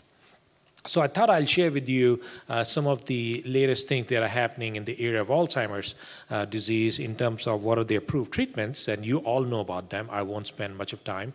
And some of the new emerging treatments that I think you're going to hear over time, and our very sincere hope of all of us sitting here and people like us and also patients and public, that sooner than later we'll have some very effective treatments that will come out and hopefully one day a cure for the disease. So in terms of diagnosis of Alzheimer's disease, I think all of you probably very well know that there is no single magic test, either a blood test or a brain scan alone that can diagnose Alzheimer's disease. So you've heard from Dr. Johnson, Dr. Carlson, Dr. Sager mentioned, Dr. Also Gleason, that in fact it's a process. The diagnosis is made in combination with a clinical evaluation, a physical examination, some blood tests, brain scans, memory tests. All those together will help the physician make a diagnosis of Alzheimer's. So there's no single diagnostic test, but at a place like ours and other centers where there's extensive experience in dealing with this disease, the chances of making a correct diagnosis are over 90%. In fact, at our place, we are very close to 95% and even higher. So if you come to a place where there's some expertise, even short of autopsy, the odds of making a correct diagnosis are pretty high. But the definitive diagnosis of Alzheimer's, as you all know, is only made on brain autopsy when we actually examine the brain tissue. So in terms of treatment, this is just a conceptual slide to emphasize the concept that if someone is diagnosed with the disease and nothing is done, then that person is going to progress over time in terms of their cognitive symptoms and also their ability to carry out day-to-day activities. They are going to progress over time. If you put them on some of the currently approved treatments, there's some evidence that they may in some cases, delay the progression of the disease. So they will still progress, but not at the same rate as those who are on no treatment. So those on Aricept or those medications, there's some evidence that they may progress slowly. But they'll still decline because those medications don't affect the basic disease process. They just slow it down a little bit. We are hoping that the future treatments will slow the disease progression much further, hopefully maintain the function over time, and one day we'll have a cure which may even take us back to what we were in our 40s or 50s. Hopefully, you never know. You know, science can produce some amazing results sometimes. So the hope is that the new treatments will be a lot more effective. So among the approved drugs, you all have heard about it. I won't spend much of time. Of course, Aricept is very commonly used. The other one is Exelon, or rivastigmine is the chemical name. The third one is Remenil or galantamine. And the fourth one is Namenda or memantine. All these medications were approved by the FDA after years of research, and here are a number of studies based on which these medications were approved. And in fact, worldwide, cumulatively, more than 10,000 people with this disease have participated in various studies, and as a result of those years of research and data, FDA approved these medications. You know, most of these are pretty safe medication. Majority of medications are very well tolerated. But as you all know, none of them are the magic cure. They will produce in some patients some observable improvement. In others, that improvement will be picked up on testing that Dr. Gleason and our team might do, but you may not be able to see that with your naked eye. However, there might be some modest improvement over a limited period. And these medications are generally very well tolerated. Most of them are equally efficacious. So the choice that the doctor makes, you know, Aricept or Exelon or rivastigmine would be the side effects. And they have similar side effects, and usually the best tolerated medication is prescribed by the doctor. As I mentioned before, none of these medications affect the basic disease pathology. The pathology does continue to progress over time. I'll share with you some of the new emerging treatments that are being tried in clinical trials right now. Some of them, and I'll share with you some of the findings of those studies. But here is one of the, here's a slide that Dr. Johnson showed you. This is amyloid brain scan, okay? So here are some medications that we believe alter the immune response of the brain to this amyloid protein that I showed you the slide of, and it was talked about Dr. Johnson and Dr. Carlton as well. So amyloid protein is developing in the brain in patients with Alzheimer's disease, and these new treatments, what they try to do is to give you infusions to people with Alzheimer's, infusions of preformed antibodies, which will be, we believe, will cross into the brain and clear the brain of this amyloid protein. That's the basis of these immune therapies. You know, there are a lot of immune therapies for diseases like rheumatoid arthritis, and you know, they affect the joint and they slow down the pathology going on in joints in rheumatoid arthritis. Similar kind of medications and the philosophy and the theories being used for Alzheimer's. So here is a amyloid scan of 4 patients. They all 4 have Alzheimer's disease. And if you remember, Dr. Johnson showed you these red areas are where all the amyloid protein is deposited in these 4 patients. 2 of these patients at the top, you find actually received treatment infusion of those antibodies. And then about 78 weeks later, they had the same scan repeated. And you will see that in this first patient, 78 weeks later, there's less of red stain, imaging area than previously. Can you appreciate that a little bit?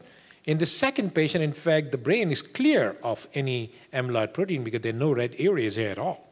So these 2 patients, when they received the actual medication, the infusions of that medication, their brain was indeed cleared of amyloid protein. On the other hand, these 2 patients with the disease received placebo or saline infusions, and you see that in their brain scan, nothing much has changed 78 weeks later. So, and these kind of data have come out from several studies. So it looks like that these medications, when you infuse them, they do clear your brain, the brain of amyloid protein. Now, the big question is, when the brain is cleared of that amyloid protein, does it result in improvement of symptoms? Now, thus far, none of the studies have been able to show that. In fact, there was a little setback. Some of you might have heard in the media that about several months ago, at least one of the medication trials was stopped worldwide because they certainly showed clearance of brain from amyloid protein, but there was no improvement in symptoms. So they did not think it was viable to continue that research with that medication. But there are some other similar medication trials that are still going on in the country, and at least with one of that medication that we use here, we do that study here at the University of Wisconsin as well, called IGIV or IVIG. That medication is still being continued. It looks like, at least the early data suggest, that those patients who received the infusion of that medication, they stayed stable compared to those who got placebo infusion where the disease continued to progress.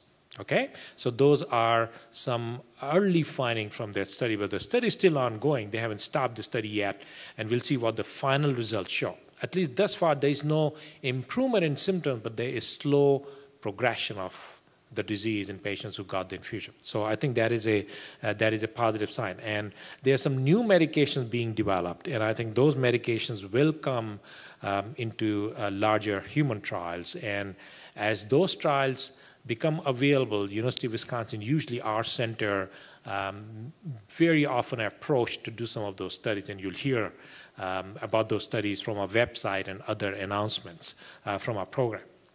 So immunotherapy, there are several studies that were going on. There are fewer studies now, but they're still ongoing. And as I mentioned, the treatment clears the brain from amyloid protein, but we are still awaiting evidence that, in fact, when you do that, the symptoms of the disease improve. So in terms of research here, this is just a summary for you. You have learned today that, in fact, our center is, and you see some of the members of the team right here, and you see a number of other members of our team who are sitting right here in the audience whose contributions are truly phenomenal. If they were not here doing everything that we do collectively, nothing much could be possible here.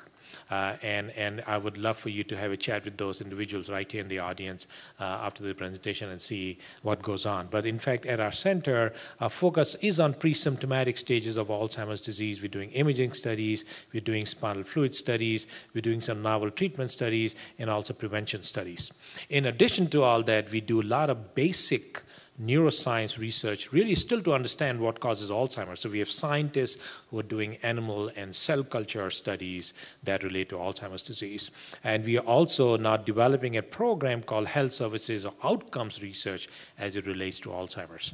And finally, we do have a brain bank here called the Brain Donor Program, where hundreds of people who are in our ADRC and also the RAP registry have signed on and provided consent to participate in a brain donation program, because I think that brain donor program is a very important aspect of a program which really helps us understand what causes Alzheimer's. So together, as you all see, there is an extensive program here, and we are very lucky to receive support from NIH, from the Veterans Affairs, from many philanthropic foundations, and it's really an amazing team of about 15 to 20 investigators and many more support staff who make it happen for us. But most importantly, it's what you do by becoming a part of our program. Just remember, Alzheimer's disease only affects human beings. It does not affect any animal species.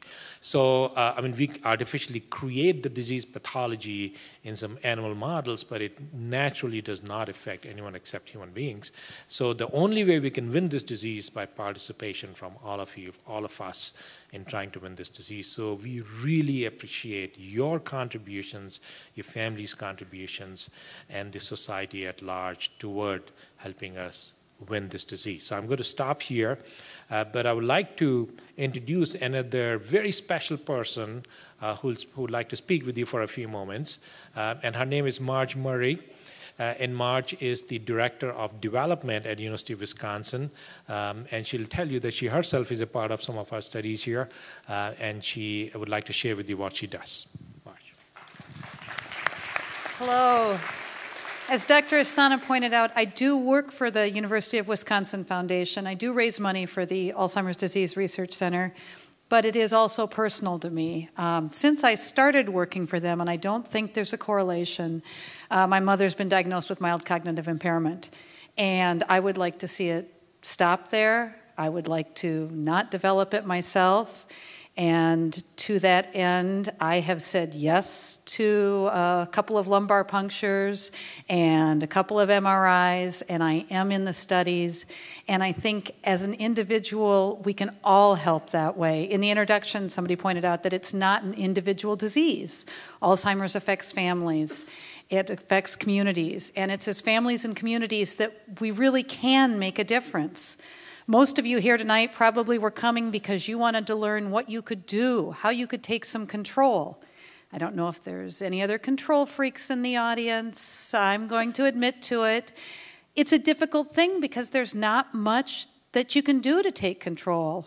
I know I wasn't prescribed a glass of wine when I got home tonight, but I might have that, although I was also told to avoid stress, and I'm standing up here in front of all of you, so they might balance each other out. But by getting involved and asking friends and families to get involved in the research, you can make a difference. Right now, we're really looking for middle-aged people, which I love that because that's my group, but without a family history to be involved in the study. And if nobody is touched by it, it is a lot harder to get people to say yes to a lumbar puncture, not a spinal tap. And where's the lovely husband who can send out a challenge to all of you tonight who did sign up? I don't see you because it's, there you are, see? I think he challenges everybody. He just signed up tonight with no family history to be a part of the study. So talk to friends, talk to families about being involved. Leave your brains. They're getting my brain. They're the first person that ever asked for it, so I guess that's how they're getting it. But leave your brains. They're going to help. They're going to help find cures for the future and for future generations. Dr. Asana mentioned that all of these studies do get government funding, and that's a really important way we've fought diseases in the past. But anybody that's turned on the TV in the last few months may have heard some things about the government's financial situation. And I don't think we're going to be able to count on the government to make a difference in the way that they've made a difference with heart disease and cancers and diseases where now the death rates are going up instead of down. You saw the statistics on this. But if we band together as a community and give what we can give, we can make a difference. There's a lot of studies that can be funded with smaller amounts before they go to the NIH, and great ideas that can be chased down, and you can help. There is a pledge form in your folders. Please feel free to use it at whatever level is comfortable for you. But as a group tonight, we could really make a difference. So thank you again for your interest, for wanting to help, to learn more. And how about another big hand for all of these wonderful researchers.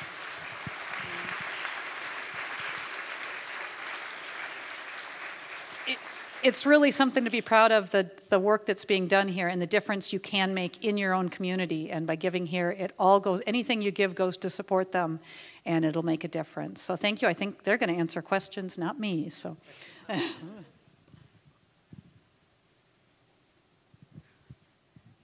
Thanks, Marcia. Thank you. So Hannah Blazel is on her way, and I think we will... we would love to entertain some questions and answer and provide you some more information that you may wish. Okay, if you could just pass down your questions, and then we'll try and answer as many of those as we can.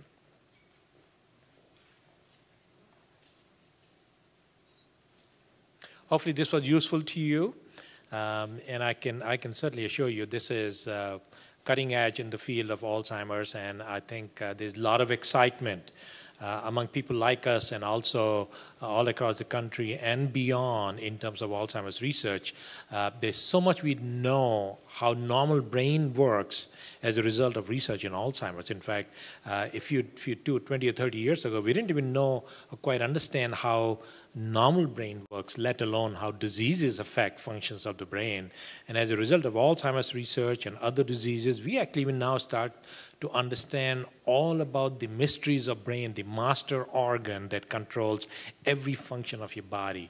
And we really understand a lot more about how normal brain functions. So that is another wonderful result of exciting research that has been going on in Alzheimer's. So go ahead.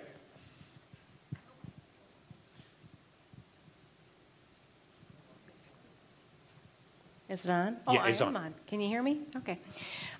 First of all, I want to say thank you for doing this presentation tonight. I'm actually from Eau Claire, Wisconsin.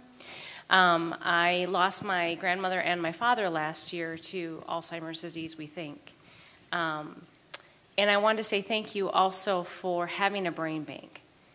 We are extremely lucky in Wisconsin to have something, and gentlemen and women like this in our midst. Many states don't have that capability. My dad wanted to give his body to science, and selfishly, we didn't know if we could do that. But the brain bank allowed us to, we feel, honor his last wish. And so he was brought down here, his brain was donated to do research, and his wish was that we would find a cure by the time it got to me. I'm 36. I just attended an Alzheimer's conference up in Eau Claire where they say that we're going to have a cure by 2025.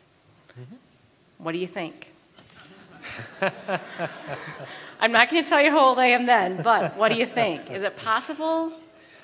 Yes, so let me back up. So what you're talking about, and thank you for bringing this to our attention. As many of you know, that President Obama about a year ago, actually over a year ago, helped establish something known as a National Alzheimer's Project Act, NAPA. How many of you have heard of NAPA? You know it, some of you. So President Obama, with full support from Senate and the House, actually created this public law which mandates that in the next 25 years, there will be a cure for Alzheimer's. It's like when President Kennedy said, in the next 10 years, we'll have a man land on moon.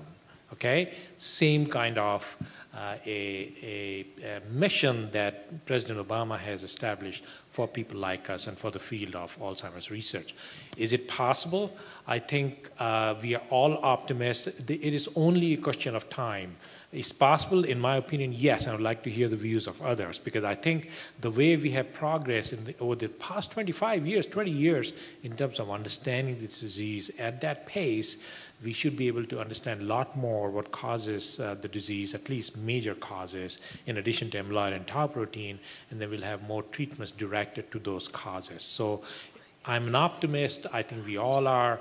I do believe that there will be a very effective treatment that will come along in the next perhaps 5-10 years, even earlier. In terms of cure, it's a complicated disease. Cure is a powerful word for any disease. If you think about it, there are very few cures for diseases. We control diseases, but true cures are not very common in the field of medicine. You know, we cannot cure heart disease or diabetes, stroke. We certainly control them, and we can keep you free of those diseases. I think that is very accomplishable. I do believe that there will be probably a cure for this disease as we learn more about it.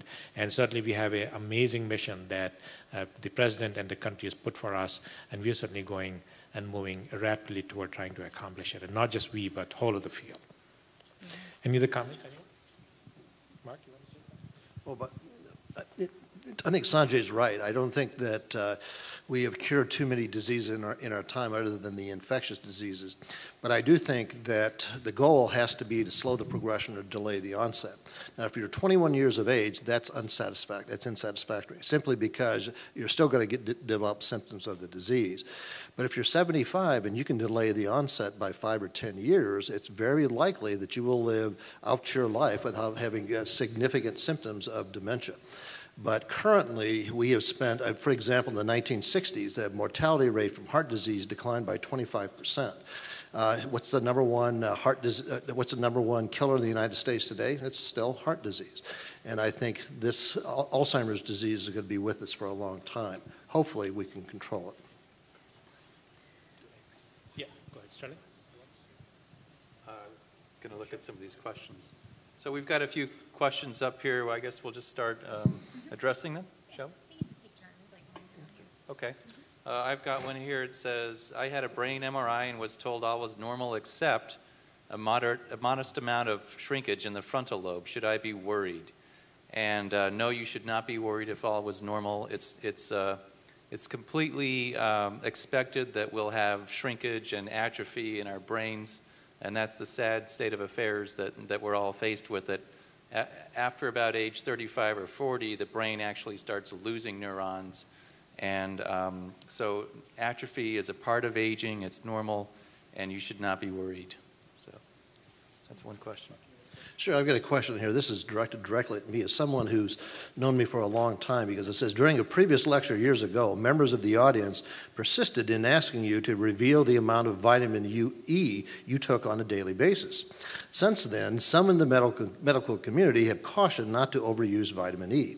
In light of this, have you decreased the amount you now take? Well, years ago, there was a study that was published in the New England Journal of Medicine that looked at two groups that had been taking vitamin E. And what they showed was that, at least in this one study, was that people who were taking large doses of vitamin E were less likely to enter nursing homes and to progress. Since that time, that study has been questioned, and there has been a published study that has shown that vitamin E may actually be somewhat detrimental. And that study has also been debunked. And what we now know is that, as I mentioned, is that vitamin E taking orally is so poorly absorbed, you could really throw it away. So I don't take any vitamin E at all. What you really want to do is you want to increase the amount of antioxidants in your food, in your diet. And those are, again, the green leafy vegetables, the nuts, the berries, the fruit that all of us, I'm sure, are eating on a regular basis. Thank Dr. Sager. So here's one question. Why would you want to know if you're a candidate for Alzheimer's other than the research factor?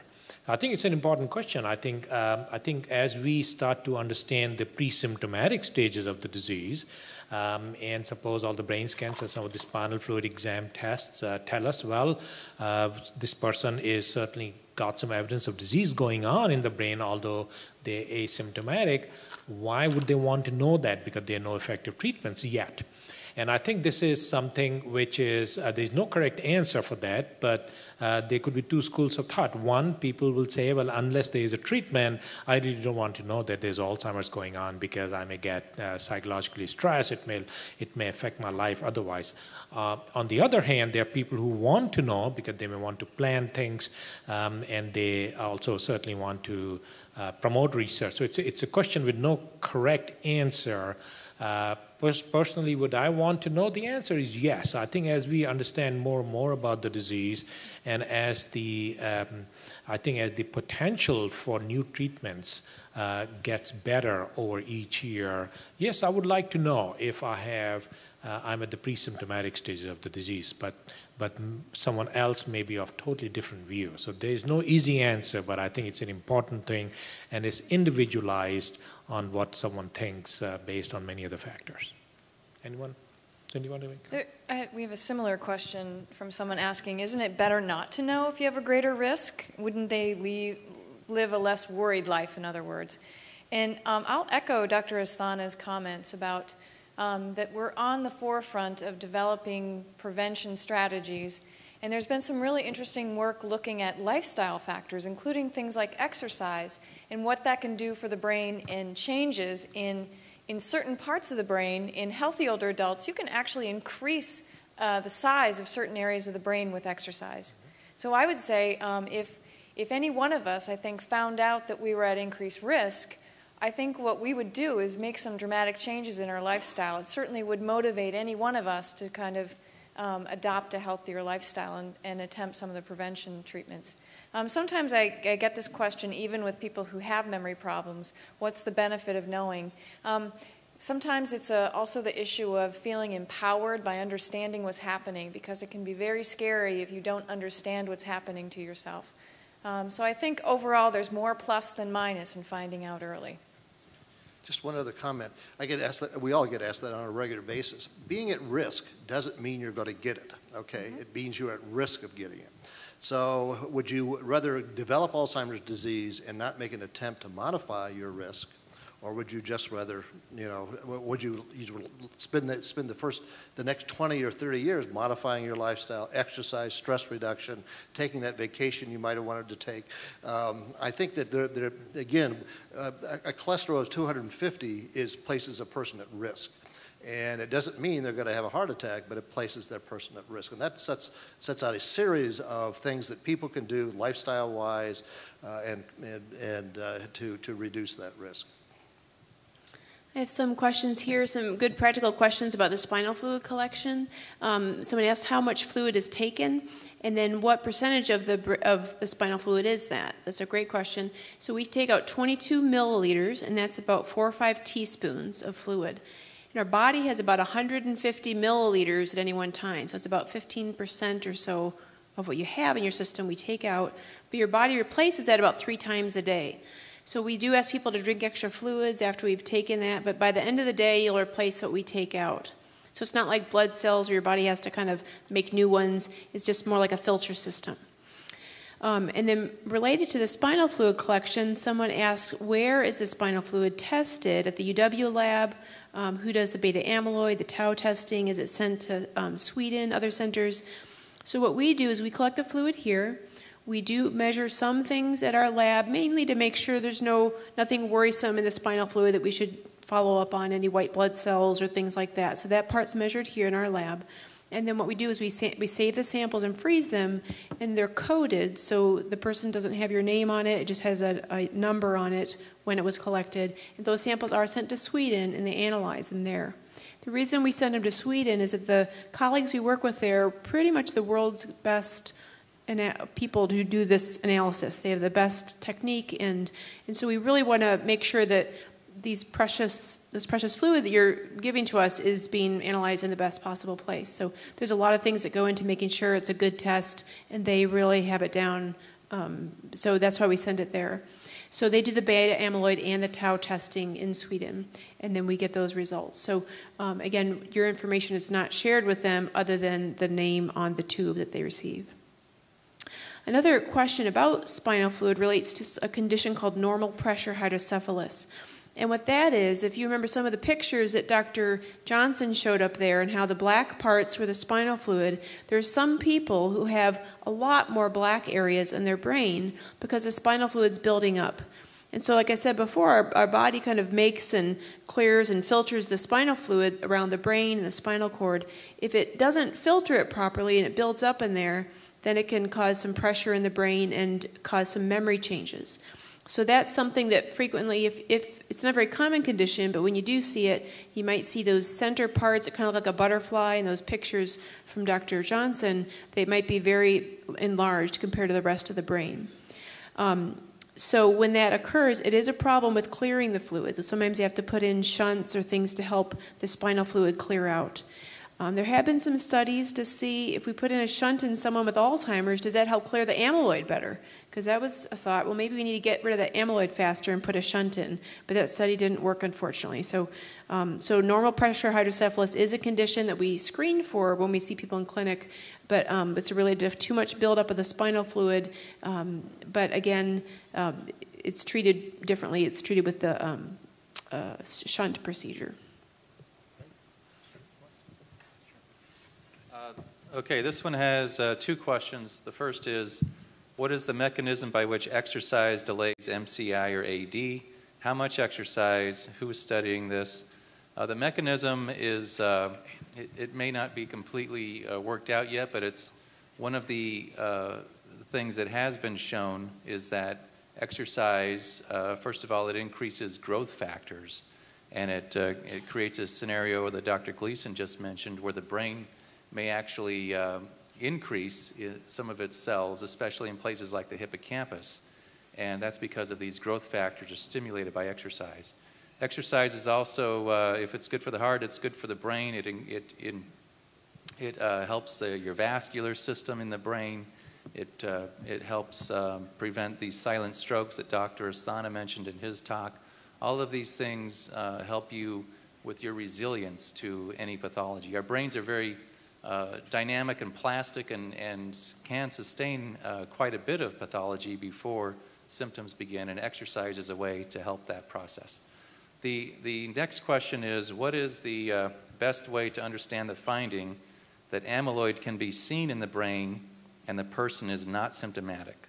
What other factors are important?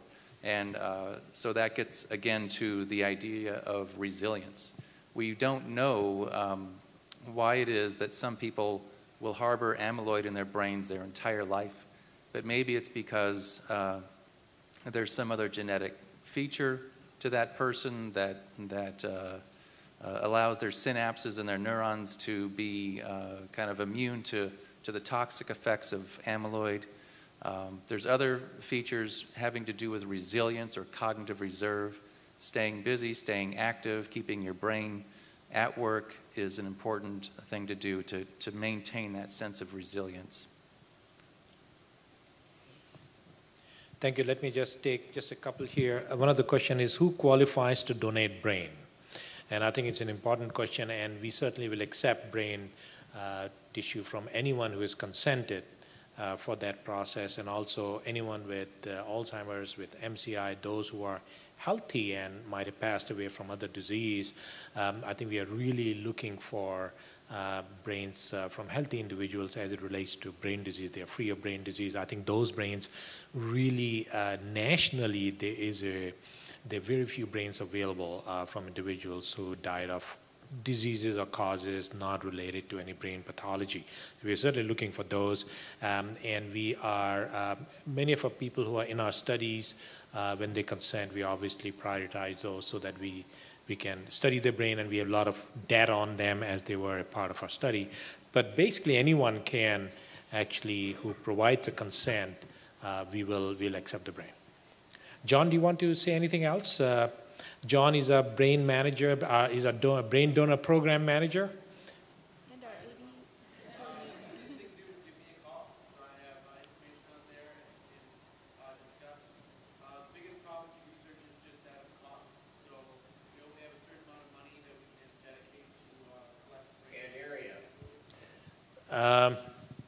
His advice was to give him a call. He can answer the questions directly. He's got, he said the biggest barrier is the cost associated with donation for those people who don't have an MR number, medical record number at the UW.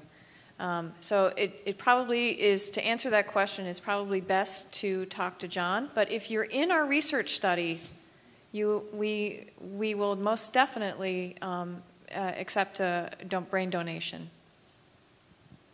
It's, you know, it's actually hardest to get people to donate brains who are cognitively healthy.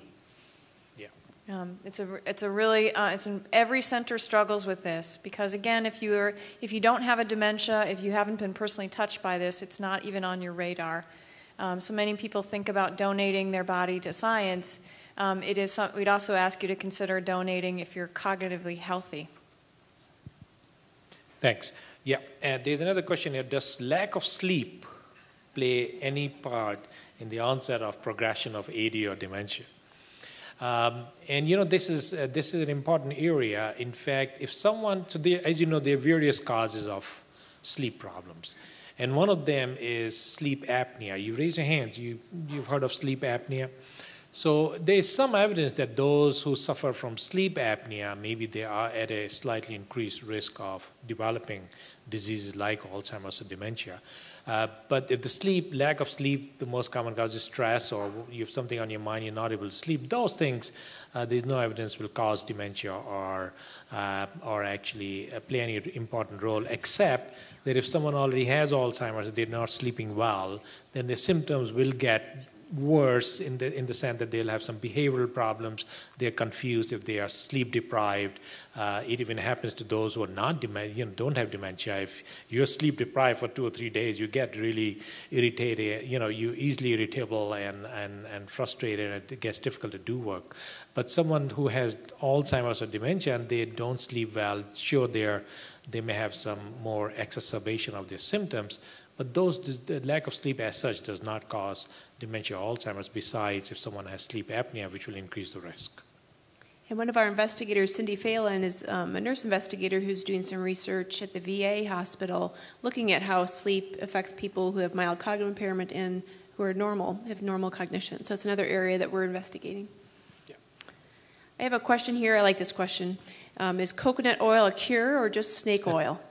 So this happens, again, in clinical practice, there are all kinds of cures that are promoted out there. There's, jellyfish extract and coconut oil and all kinds of different herbal therapies. Some of these very well may have some promise for Alzheimer's disease. We just don't know yet. And the same thing is for coconut oil. There's just not been enough research to know if it's helpful. I've seen the video of I think she's an anesthesiologist whose husband has Alzheimer's disease, and she gave him some coconut oil and he did better. But again, the changes that she saw could have been a day-to-day change, honestly. The thing with coconut oil is that, and with any therapy, I'm usually fine for my patients to try different herbal therapies, but as long as it's not costing you a lot of money, and as long as there's no known negative effect. The thing with coconut oil is it can have some negative effects on cardiovascular risk factors. So if someone has established cardiac disease, I'd recommend they stay away from that. And again, I know there's specialized formulations that they propose might have a benefit. Again, we might find down the road that certain kinds do, but we just don't know yet. So definitely make sure, if you're starting any herbal therapies, to make sure they're not costing you an arm and a leg. I mean, I'd rather have you get into a study and find out if something really works or not. And also make sure there's not going to be any negative effects on your health. Great. I have two individuals asked whether or not we share our results, the test results with you. So the simple answer is, if it's clinically relevant, we do indeed tell you findings that will affect your health. And that goes across the board for anything that we've done. So for example, if we take your blood pressure and find that it's elevated, we absolutely tell you. In fact, we have on occasion taken people to the emergency room because their blood pressure was elevated. We'd let you know if your cholesterol levels are out of range. But we'd also let you know, for example, if your memory testing or your other brain scans, things like that, showed that there were problems that you didn't know existed, we would of course let you know. And we'd make referrals to the appropriate centers to help you, or a clinic to help you address those concerns. So we absolutely do that. If it's not clinically relevant, though, we're not going to call you and tell you individual test scores. It's something that really is... that we really focus on those tests that are going to be most informative for you personally in addressing your medical care. Okay, this is a question. How do education level and intelligence affect the manifestation and course of Alzheimer's disease? People who are well educated, smarter than the rest of us, do have what we call cognitive reserve. And that means that they're able to function at a higher level and for a longer period of time, given a certain level of burden of disease. It's kind of a balancing act. If you start way up here and you drop down to here, that could still be well within a normal or low level of normal. But if you're here and you drop down to here, then you're more likely to have symptoms. The other question is the typical manifestation and course of Alzheimer's disease the same in women and men? I'm really not aware, and maybe, I don't think there's any significant difference in the course of the disease or manifestations of the disease between men and women. What I'm impressed with, and I'll let everyone else comment, is that not everybody's the same. It starts a little bit differently in a little bit different way. The usual signs are short-term memory loss, but sometimes we can have language problems and so on. Yeah. Okay. Sorry. Maybe, yeah, go ahead. Okay, I've got one here. If a person has an abnormal glucose scan, is it predictive of Alzheimer's if their MRI scan and amyloid scan were normal? If you have an abnormal glucose scan and your amyloid and MRI are normal, that's likely not indicative of Alzheimer's disease. It may represent another pathology. There's other types of dementia, for example, frontal temporal dementia, where you can have a negative amyloid scan, but your glucose PET scan is abnormal. So your physician would know what to do with those kind of results. An abnormal glucose PET scan could also be, it may not represent a dementia at all. It could be some other cause. It could be a stroke.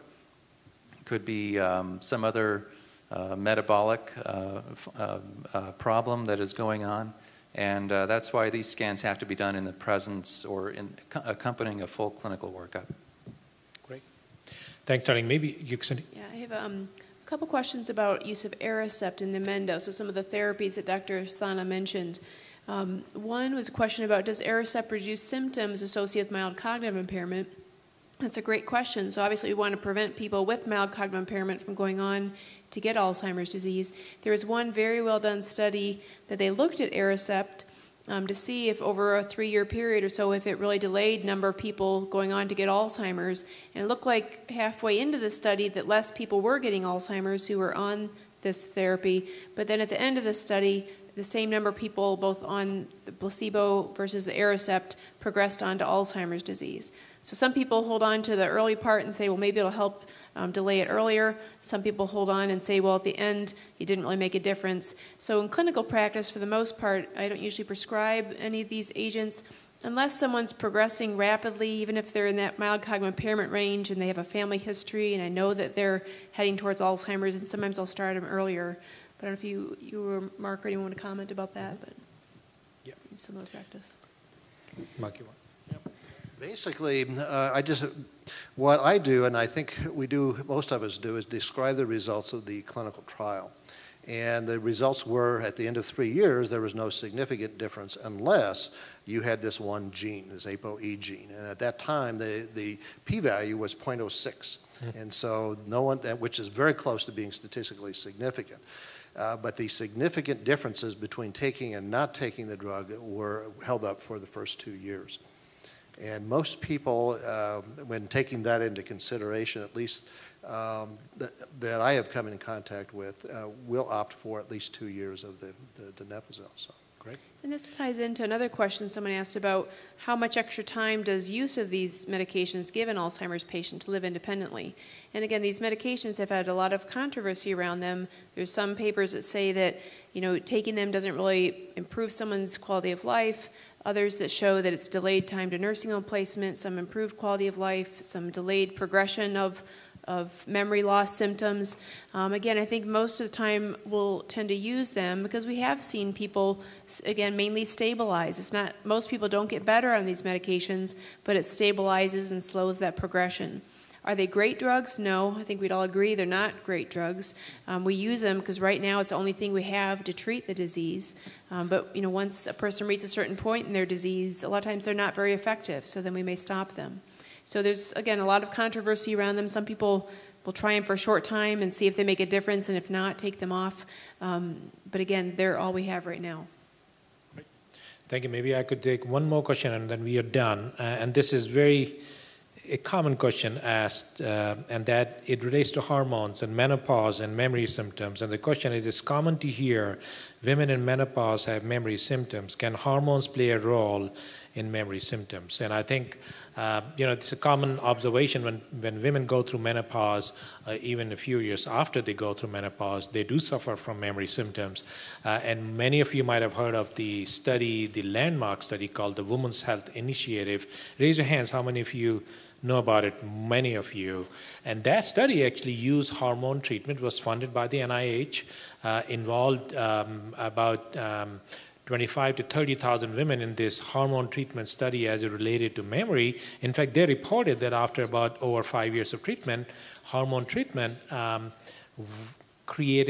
increased the risk for developing dementia and worsened their memory. So in fact, they reported negative findings. And following that study results, many women, almost 60-70%, stopped taking hormones and decided to suffer from disabling symptoms of menopause.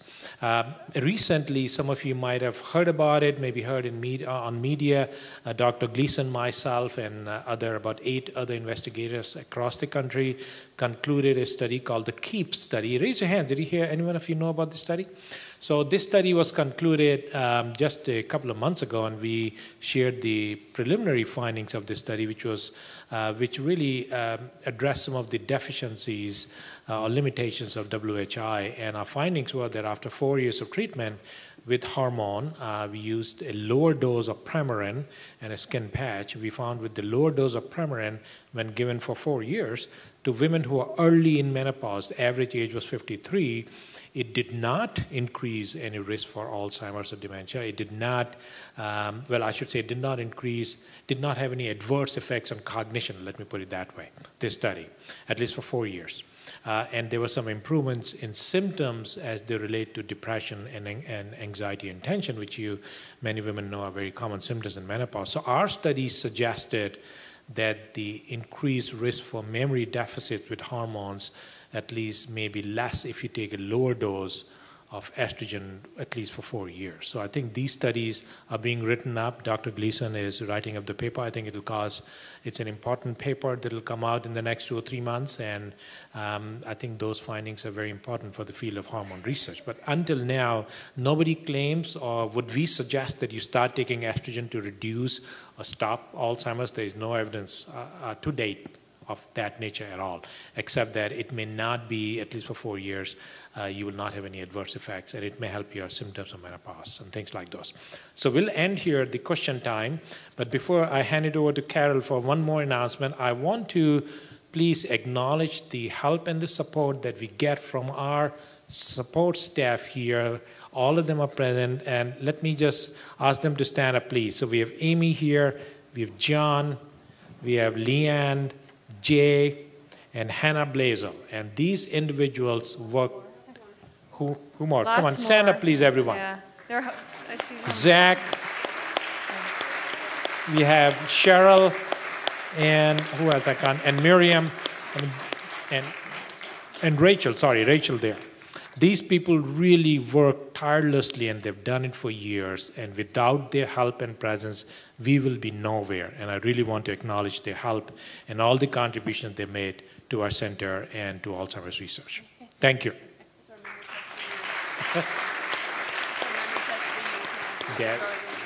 Dr. Carlson tells me I failed my memory test. I couldn't remember all the names. Thank you so much, Dr. Asthana. And please join me in giving a round of applause and a major thank you to our fine presenters this evening. Dr. Carrie Gleason, Dr. Cynthia Carlson, Dr. Sanjay Asthana, Dr. Mark Sager, and Dr. Sterling Johnson. This concludes the 11th annual November lecture of the Wisconsin Alzheimer's Disease Research Center. That means there will be a 12th next year, and we hope that you will come and join us then to find out what we have learned in 1 year's time in the fight against Alzheimer's disease. Meanwhile, a couple of reminders. Don't forget to fill out your yellow evaluation form, which is in your red folder. Also, those of you wishing CEU credit, you can get the green slip right outside the door at the table. And there seems to be a lot of interest in participating in the research and more interest in brain donor. And I, for one, I am scheduled with you for a lumbar puncture in a couple of months, Dr. Carlson. And I have already agreed to donate my brain. And the process of the research is fascinating. It's painless, and they treat you royally and wonderfully, and you just feel when you walk out that you're really making a contribution. So I encourage you to look into this further by filling out the white sheet that is in your folder. When you leave tonight, please use the Veritas Drive exit, and somebody will direct you which way to go to get out on Veritas Drive. But that concludes our program. Thank you all for your attention and for coming tonight. And we hope you go home and have an enjoyable rest of the evening. Perhaps have a bowl of spinach with a small glass of wine.